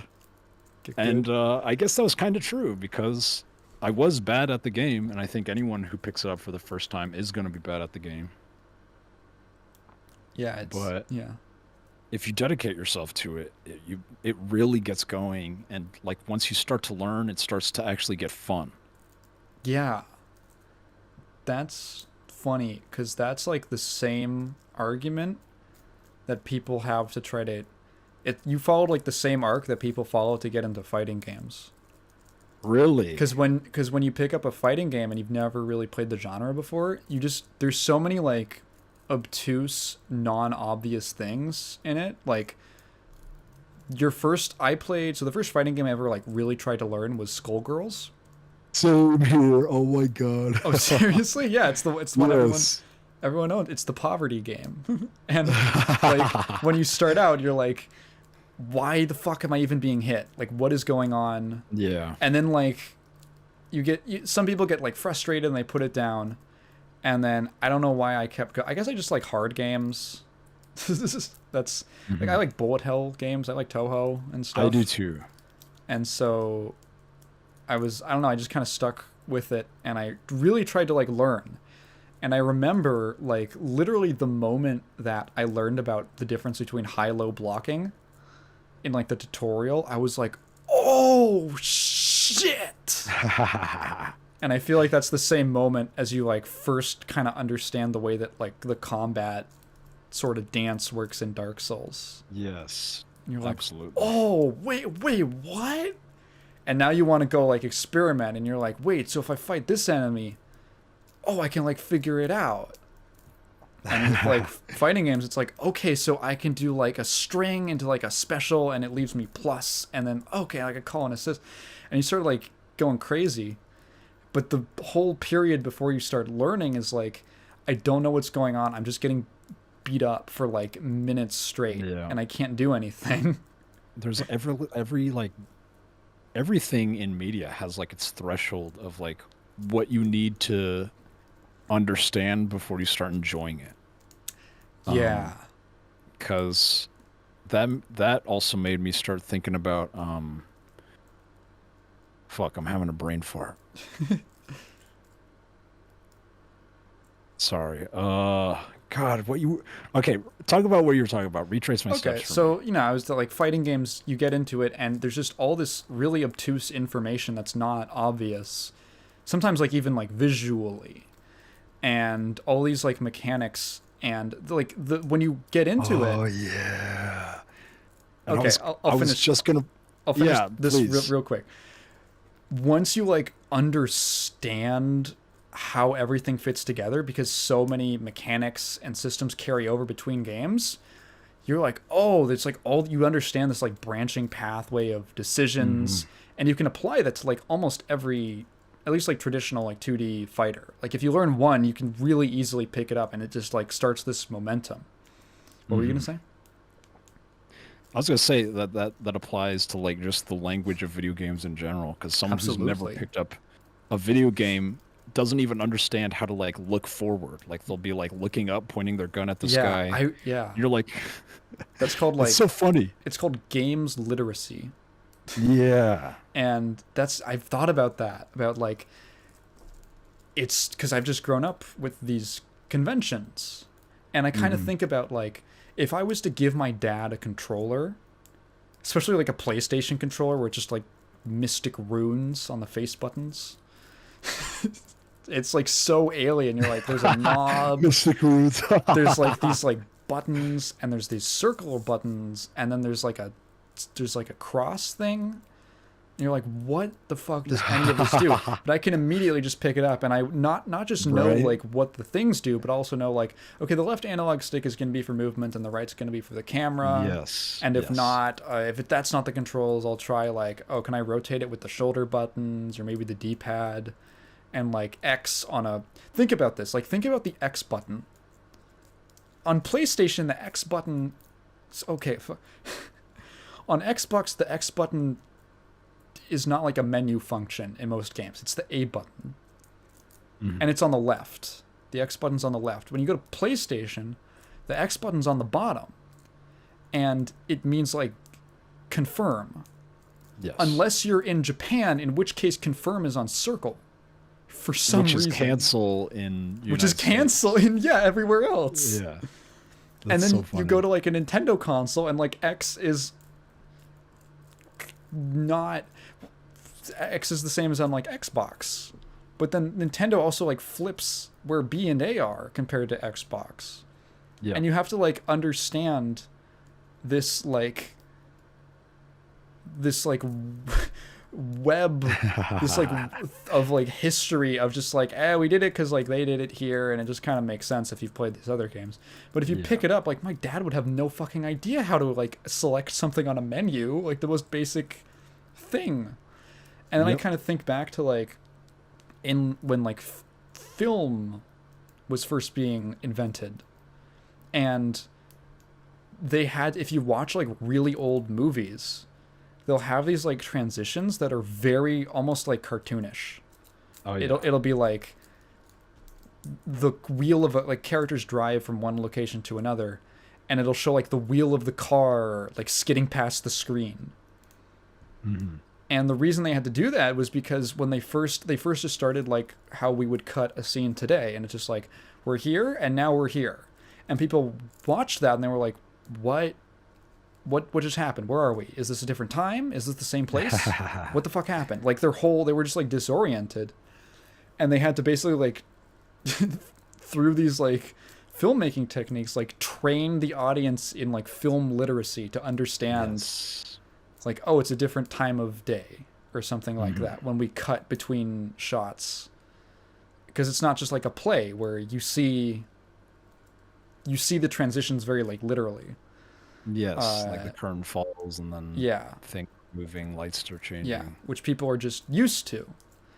And like games are absolutely fall to that. Maybe even like more so because you just have these like weird contraptions with all these different like things that were just like, you look at the NES controller and it's so simple. And then you just kind of slowly start building up to like, I don't know what the Wii U gamepad was supposed to be. It's like, what is this? I don't know. Never played it. And yeah, it's funny because it's one of those things that's like, you don't really do anything about it. You just wait for people to grow up with it. And like, in 20 years, it's not going to be a problem for most people. They're just going to kind of know. Yeah. Unless you don't play. Have you ever seen, do you know the YouTuber Rasputin? I don't think so. Or Rasputin, or I don't know how it's like Razbuten or something. He does he has this series of videos called like what games are like for someone who doesn't play games. Oh, I've seen that video. Yeah, Yes. he has a couple with them where it's like he's showing his wife who like doesn't play video games at all or never really And she did. played Hollow Knight. Yeah. And he's like, okay, so like how does someone who has no knowledge of games or conventions or literacy in the medium respond to this stuff? She was just super confused. Like she didn't know how to do like basic stuff, and that's like perfectly understandable. And then I remember he did he did a follow-up specifically about RPGs, and the first one he had her play was Undertale, and I was like, don't do that. Yeah, what the heck? You need so much like context to understand. So she was just walking around like, I'm just fucking like talking to frogs. I don't get it. Like, what's going on? But if you know about like RPGs and conventions and you like understand the context, you're like, oh, this is clever. This is like subverting things. She's like, what's going on? I don't even understand this. Yeah, it's like a layer of understanding she would have to understand beforehand. Yeah. To even get what is, yeah. Or it's like almost like something from a different culture. You just have to know how this culture handles like this type of thing. Yeah. Or it just makes zero sense. I feel like that with... Sorry, yeah? I was going to ask if you've ever played Portal. That's a complicated, actually. So I was like super... I have, but I haven't. So like when I was a kid, I got really into watching videos about Portal on YouTube. Okay. And I was really into the concept of the game, but I didn't have like a computer or a console that could play it. Ah, okay. And then later, they had like a demo of Portal on Steam that my computer could barely run that I played, but I didn't have any money. And then later, I think I got like one of my parents bought me Portal 2 as a Christmas gift, and I couldn't run it because it would just crash my computer. And it's funny because I look at my Steam library and I realize that like I had Steam at that time. And obviously you got to play it through Steam. And so it was just added to my library and it's just been sitting there since like 2012. And I've never installed it to like play it. Oh my god. It's weird because as a kid I would just like, with no access to the game, I would do that. I would do the thing. I would just watch Let's Plays of it. I've watched like 5 Let's Plays of Portal 2. Wow. So I feel like I just know what the game is. And it's almost like if I went back, it would be... I'm sure stuff would come back to me, but it's almost like this weird... Like I've experienced it, but I've never played it. Right. And it's really odd. Like it's... I have this very weird relationship to like Portal. I know how you feel, because that's how I was with BioShock. Really? I had never played it, but only watched it, and I watched it profusely. Like you said, like 3 or 4 Let's Plays I've seen. Yeah. Like I knew the game like the back of my hand, and then when I actually played it, it was like I had already played it. Like it felt right. Like, I mean, it was more fun than just watching it. Yeah. It felt right. Anyways, yeah, it felt right. Like I knew what like plasmids were and everything. Oh yeah, you had the knowledge. Yeah, I knew what everything did, and it just felt good to actually do it myself rather than watch someone else do it. But I asked if you played Portal because I think Valve specifically has a genius way of teaching game literacy. Oh yeah? And because they start you off very simple, very small, and it's not obnoxious like mobile games. Like they'll like... We're going to dark out 80% of the screen. If you're like, tap for here. Real. Like, exactly, yeah. Tap here, tap here, tap here, and then they'll give you like entire paragraphs worth of information. Yeah. And you can't even like play until you've done an hour of like the tapping where they tell you to tap. Whereas Valve, they like let you experience it organically, and they start very small. Like Like move forward, they'll Yeah. like do like they'll have it part of the story world, Like step on the pressure plate or something. exactly. Yeah, shit like that. And that I'm now gonna segue into Half-Life Alyx. Oh. Have you ever played a VR game? So the one experience I've had with VR is when one of my Mm. friends asked me to volunteer with him at a Minecraft convention. And we went, and I was like really sick the first day, so I came the second day when I was feeling a little better but still like wearing off from the sickness. Mm. And the one of the like organizers, we got our shirts. I still have my shirt from it. It was like an unofficial community convention, and she was like, my friend was like, okay, we're gonna try to get the merchandise booth because it's really easy and it's fun and we can just hang out, and we don't want to get the VR section. We don't want to get it because it's a nightmare and you've got to help kids understand VR. And like fix stuff for them. I'm like, okay, cool. And then she's like touring us around and kind of like delegating us to the different booths and like areas. And she goes like, hey, Mason, who's my friend, you can do like VR because you did the merch booth yesterday. And he's like, all right, I'm doing it with Taigen then. And I was like, don't pull me in. So I spent like an entire day basically troubleshooting buggy Microsoft VR for kids to play Minecraft in and wiping it down afterwards, like after every session. And it was exhausting. That's my one experience. I was like, the parent would like call me over and be like, oh, there's a problem. And I would be putting on the headset and I was just like acting like I knew what I was doing and I'd never used VR before. Oh my My God. first experience with the technology was literally like, yeah, I can like get the thing to work. That's my VR experience. That's a nightmare. Yeah, Oh it my was God. kind of funny, but You should come over and try my index. It's a lot more fun without all of that, the stress. all the shit you were doing. Yeah. Yeah, I'll fly over. All I wanted to say was that Right, yeah, yeah. I have tried teaching my mom video games for the entirety I've been alive, and she has never been be able to understand game literacy Yeah, until she put on my index really. and she put the controllers in her hand. It was so intuitive for her. Like she was. Really? So I put her on Half-Life Alyx, Okay. and this old lady who I saw couldn't even handle Mario Uh-huh. is juggling guns and shooting aliens. And I was like, holy shit. Like and I think with VR specifically, it's a lot easier for people to start understand game literacy Uh-huh. because it's a lot more like you're not pressing a symbol. You're like squeezing your hand. So I thought that was super interesting. I never thought about it in that way. But that's really interesting actually. And it was how are the controllers, what are the index controllers like?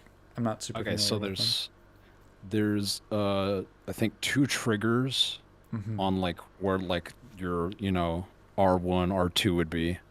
Uh-huh. L1, L2. They got like joysticks on the thumbs, Uh-huh. and then the rest of your fingers are like they're haptic.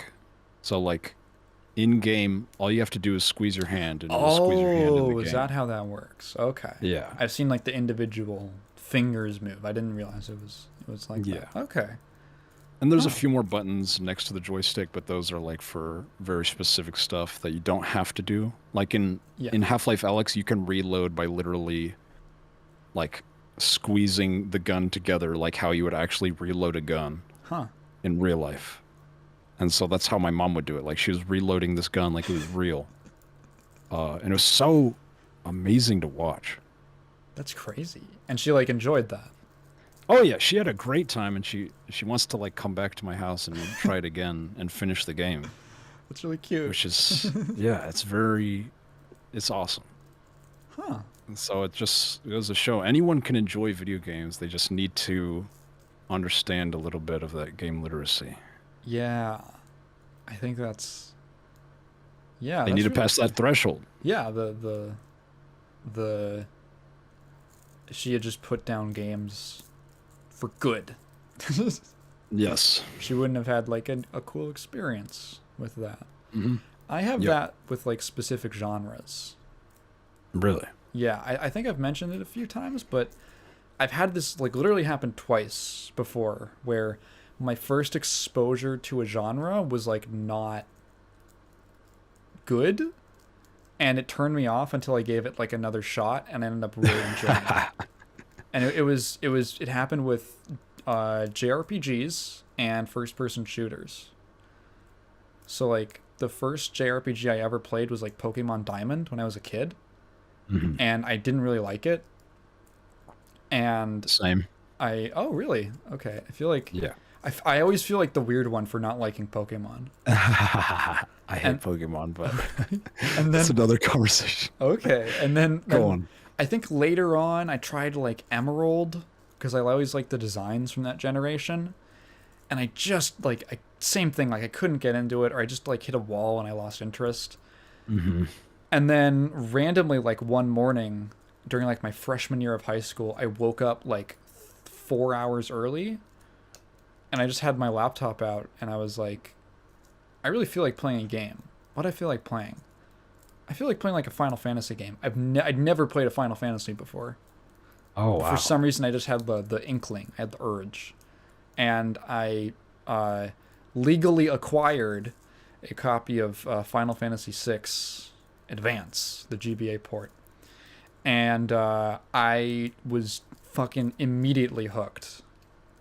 And that's like one of my favorite games now. And I was like, oh, it wasn't that I don't like JRPGs, because that was my thing. I was like, I don't like JRPGs. I don't like the combat. I don't like this or that. Mm-hmm. And I was like, oh, that wasn't really the sticking point. The sticking point is that like the things that Pokemon does are not things that I enjoy about the genre. Like I love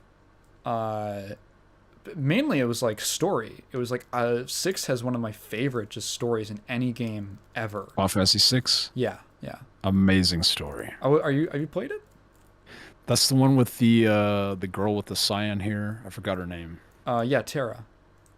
Yeah, Terra, and the clown guy who's the bad guy.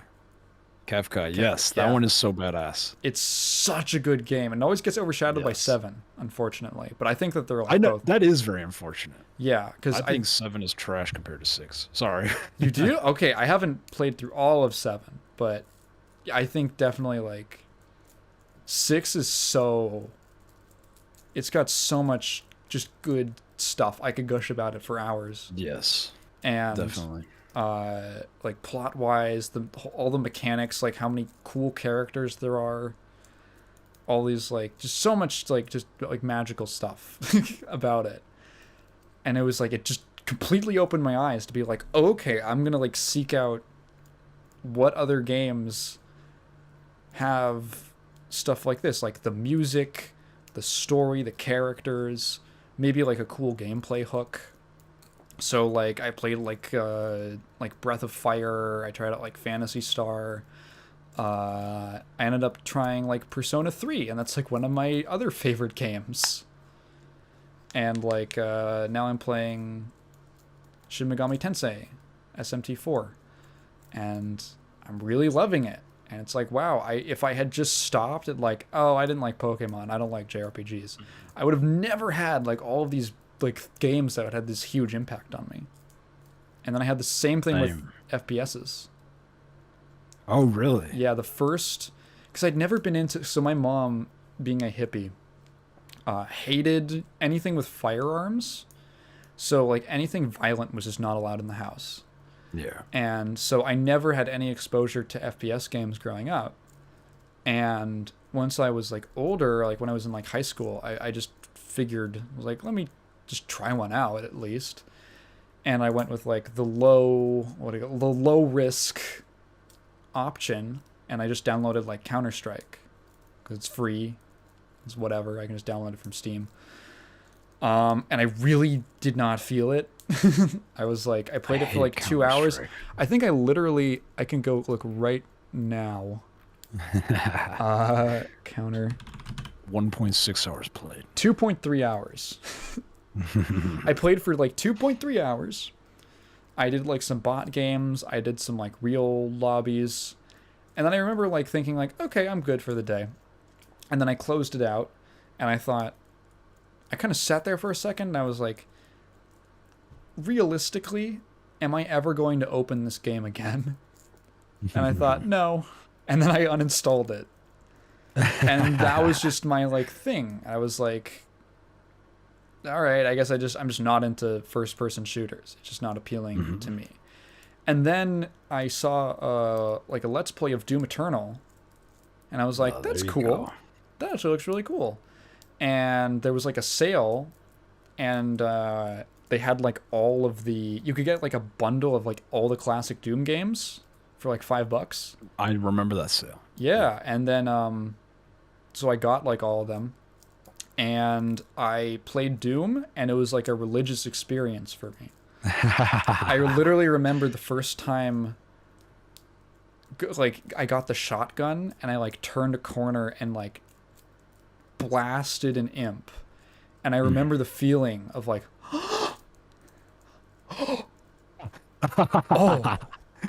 oh my god, it was like crack. It was like, oh my god, yes. And I just fucking ran through that. I ran through Doom 2. I ran through Doom 64. I did like the master levels for Doom 2, which kind of sucked. Wow. And I've played every classic Doom. I have played and completed every classic Doom on Ultraviolence, including like TNT and Plutonia. TNT was the last one I did because I'd always heard it was a slog, like it is. But like, yeah, that was like, oh shit. And then that led me to like other games in the genre, like Blood, which again is one of my favorite games of all time. And Dusk, which is another, because that was like right around, I think like the new Doom games really like revived interest in like movement shooters or just like faster FPS games. Yes. And so now there's like this big retro FPS revival, and I've just played a fuck ton of them, and they're so good. I'm so glad that I've experienced that. And it wouldn't have happened if I had just been like, Counter-Strike, it's too slow. Because that was my thing. I was like, oh, Counter-Strike compared to Doom. It's like, what I find fun is like the movement and the shooting and the very like visceral, just the feeling of the pace of the combat. Yeah. And Counter-Strike is much more like, it's methodical and it's team-based. And it's just, it's slower, and the pace was not right for me. I think about games. I have this kind of theory that like, I feel like games are a lot closer as an art form to music than like movies. I agree. Oh, thank you. I fucking love video games. Yeah, I feel like when you talk to people about their favorite games, it's a lot like when you talk to them about like their favorite music. It's like, why do you love this album so much? It's part of it is like they'll talk about the album itself, but it'll be like, yeah, I was listening to it at this one specific time in my life, and it just like really ingrained into me because of that. And it's like really emotionally close to my heart for that reason. And I feel like whenever you talk to people about like their favorite games, it's a really similar thing. Like, I have this like whole exterior experience that was outside of like, oh, I went to a theater and I watched it.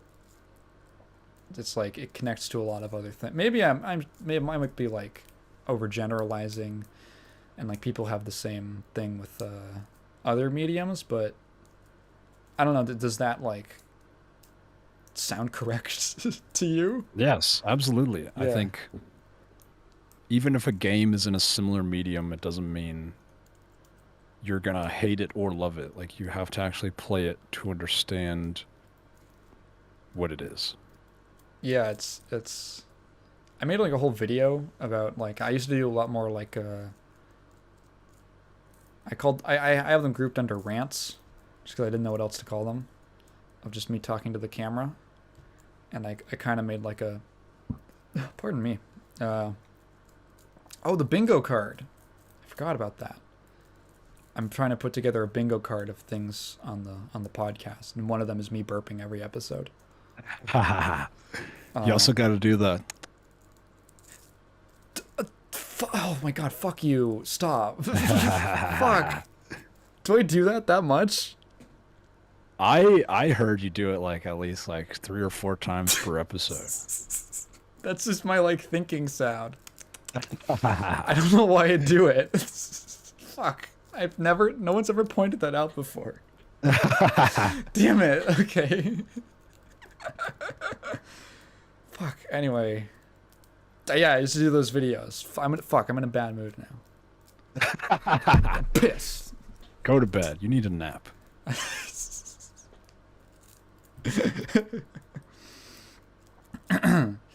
What would you say is like do you have like a single favorite game of all time?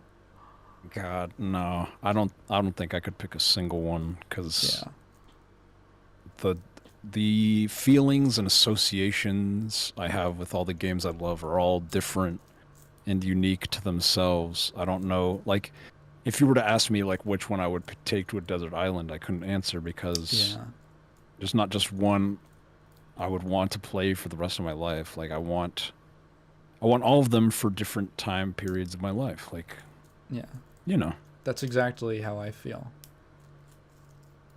Good. Do you have like a list at least? Yes, okay. I do. I can read you off all my 5-star games. Okay, sure.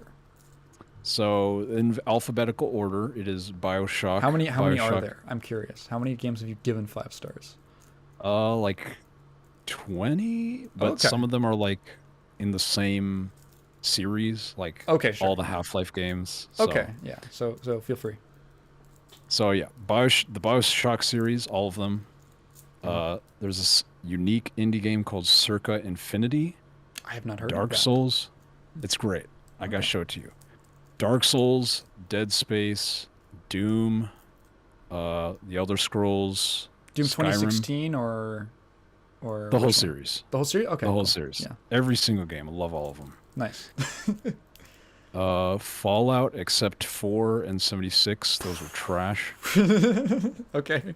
Fury. Fury. You ever played Fury? Oh, it sounds so familiar. Hang on. It's a bullet hell, and it's like a mix of a few different genres. Oh, I'm getting the fucking movie. Hang on. Game. F-U-R-I. F-U-R-I. Oh, F-U-R-I. Oh, I've never seen this, actually. Amazing game. Huh. If you like bullet hells, that is the game. It's also like a little bit like Dark Souls. I'd say more Sekiro, actually. Why does you got time your attacks. This looks really familiar. I think... No, I do remember this game. Right. Okay, I remember this game. I remember the art style. That's what tipped it off. Yes. Okay. Great game. Yeah. 5 stars. Okay. It did look Half-Life series. Please play it. It's amazing. Okay. So Half-Life? Half-Life, and then obviously Hotline Miami. Uh-huh. Portal, The Stanley Parable, Unreal Tournament, The Walking Dead, the first 2 seasons. I haven't played the rest. And then The Witcher, and The Wolf Among Us. Huh. Okay. It's an interesting... Yes. That is like a mix. Like a variety. Yes. Variety of things. I've played tons of games. Those are my favorites.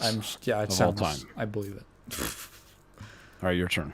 I have a list. Hang on, I was trying to think off the top of my head.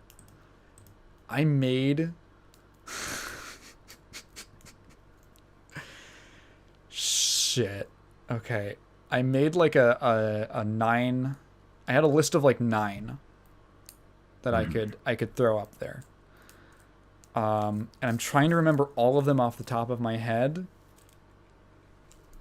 And I know where I stored it. But I can't... It's...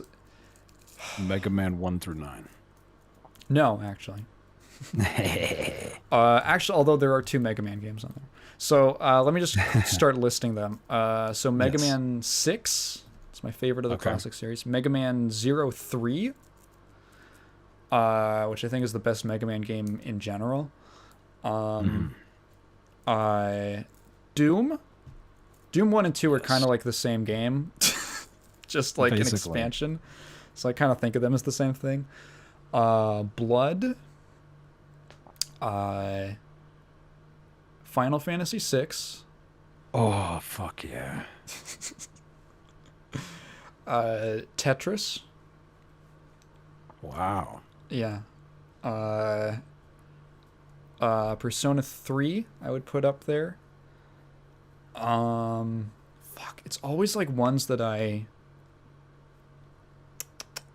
it's always like I think about it and I'm like, "Oh, of course that game."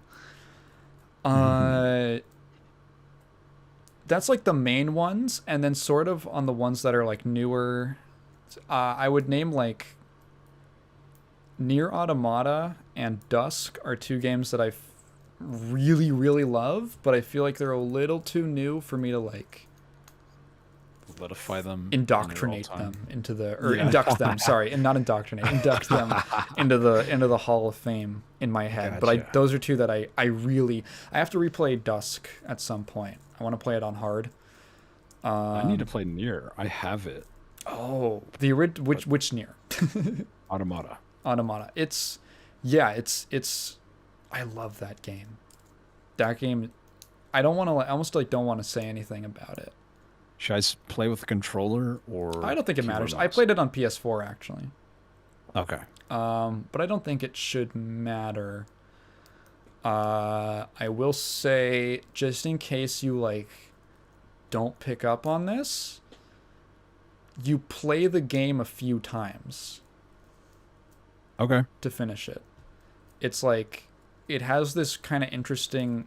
It's basically 15 hours of game, and then you finish it, and then you replay it, and it's a little different, and then you replay it again, and the third time you play it, it's basically like another game. What? It's very like, oh. I don't want to spoil anything, but Yeah, that sounds sick. it's basically like the sequel. The third playthrough What the fuck? is basically like the sequel to the first playthrough. And Holy shit. it's really, to give you an idea, the third playthrough starts with another credits sequence. Like opening Wow. credits sequence. I wish more games would be more creative in that way, like using the medium to its advantage. It is a game that I think in particular really like it's like it's a game. It could only be a game. Like I couldn't see it being Right. adapted into any other medium, really. Like it's just too much. The story and the themes are too linked to the gameplay. I look forward to playing it then. Yeah, it's a good one, and you don't really have to know. I played it without playing the first Nier, and I didn't feel like I missed anything. Okay, good. 'Cause Apparently, I don't plan on playing the first one. apparently that's sort of how like Yoko Taro does all of his games. Is they're all sort of like separate stories that like if you play all of them you can like, oh, I see how this connected and this character shows back up, but it's not integral to know at all. And he just kind of like almost arbitrarily, like I think he started off doing like these series called Drakengard, and Nier, the original game, is a sequel to a like one of the multiple different endings of Drakengard 3. It's really weird.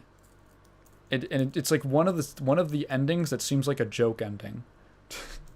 Like this wouldn't be canonical. And then Nier is just like that. It's like to take you 100 years in the future after that. And he's really into that idea. And I think then Automata is also a sequel to one of the endings of the original Nier. And it just kind of whatever he feels like. He's a weird I'm excited dude. then. Yeah. I'm gonna start installing it. Yeah. It's I I think they fixed the PC port. I hope so. It was like kind of gunked up for a bit, and I think that they patched it to fix it a little bit. But I think so. I think like relatively recently, actually. I can't wait. So hopefully it turns out well. Are you sleepy? I am getting there. Okay, it's like 10? Yeah, 10 over there. 10:30. Yep. Yeah. When do you usually go to sleep? It varies every single day. I have a weird sleep schedule. Same. I try to regulate it. It always kind of slips away from me. Same. Yeah. I've tried everything. ZQuil, melatonin. I'm just happy to let it be now. Mm-hmm. Has the... Why would you try melatonin for sleep? Are you like, it seems like something if you were trying to like get a tan. That's melanin. That's the joke. That's the joke. I had to like sleep. Good joke. I had to like sleep over with a guy, and or like we were on like a school trip, and he had to take his melatonin, and I just kept calling it melanin. I'm like, Nate, you got to take your melanin. When we wake up, I want you to be like 3 shades darker, okay? It's a good one. Not as good as Nutbusters Afterlife, but almost. That's there. really my magnum opus. I could throw in the towel after Nutbusters Afterlife. Afterglow, sorry. Well, Taigen, it has been an honor. Okay, sure. You want to wrap up? I could literally talk for like what we were doing. 5 hours. I probably should. My girlfriend's getting mad at me. Oh, you're always talking to that person on the computer. Yep. I am. Tell her you're talking to another girl. She knows I'm talking to you. Okay. Well, yeah. I mean, I'm good. We have been going for close to 2.5 hours. Mm-hmm. Is there anything that you would like to promote? I feel like statistically, if you're watching my channel, it's almost like impossible that you haven't heard of your channel, but I do want to say, please subscribe to the Cellar. Wow. And also give a like and a comment because he doesn't get enough. Thank you. Yeah. Thank you very much. And go look at Max's channel if you have like an hour and a half. And you don't mind being sad.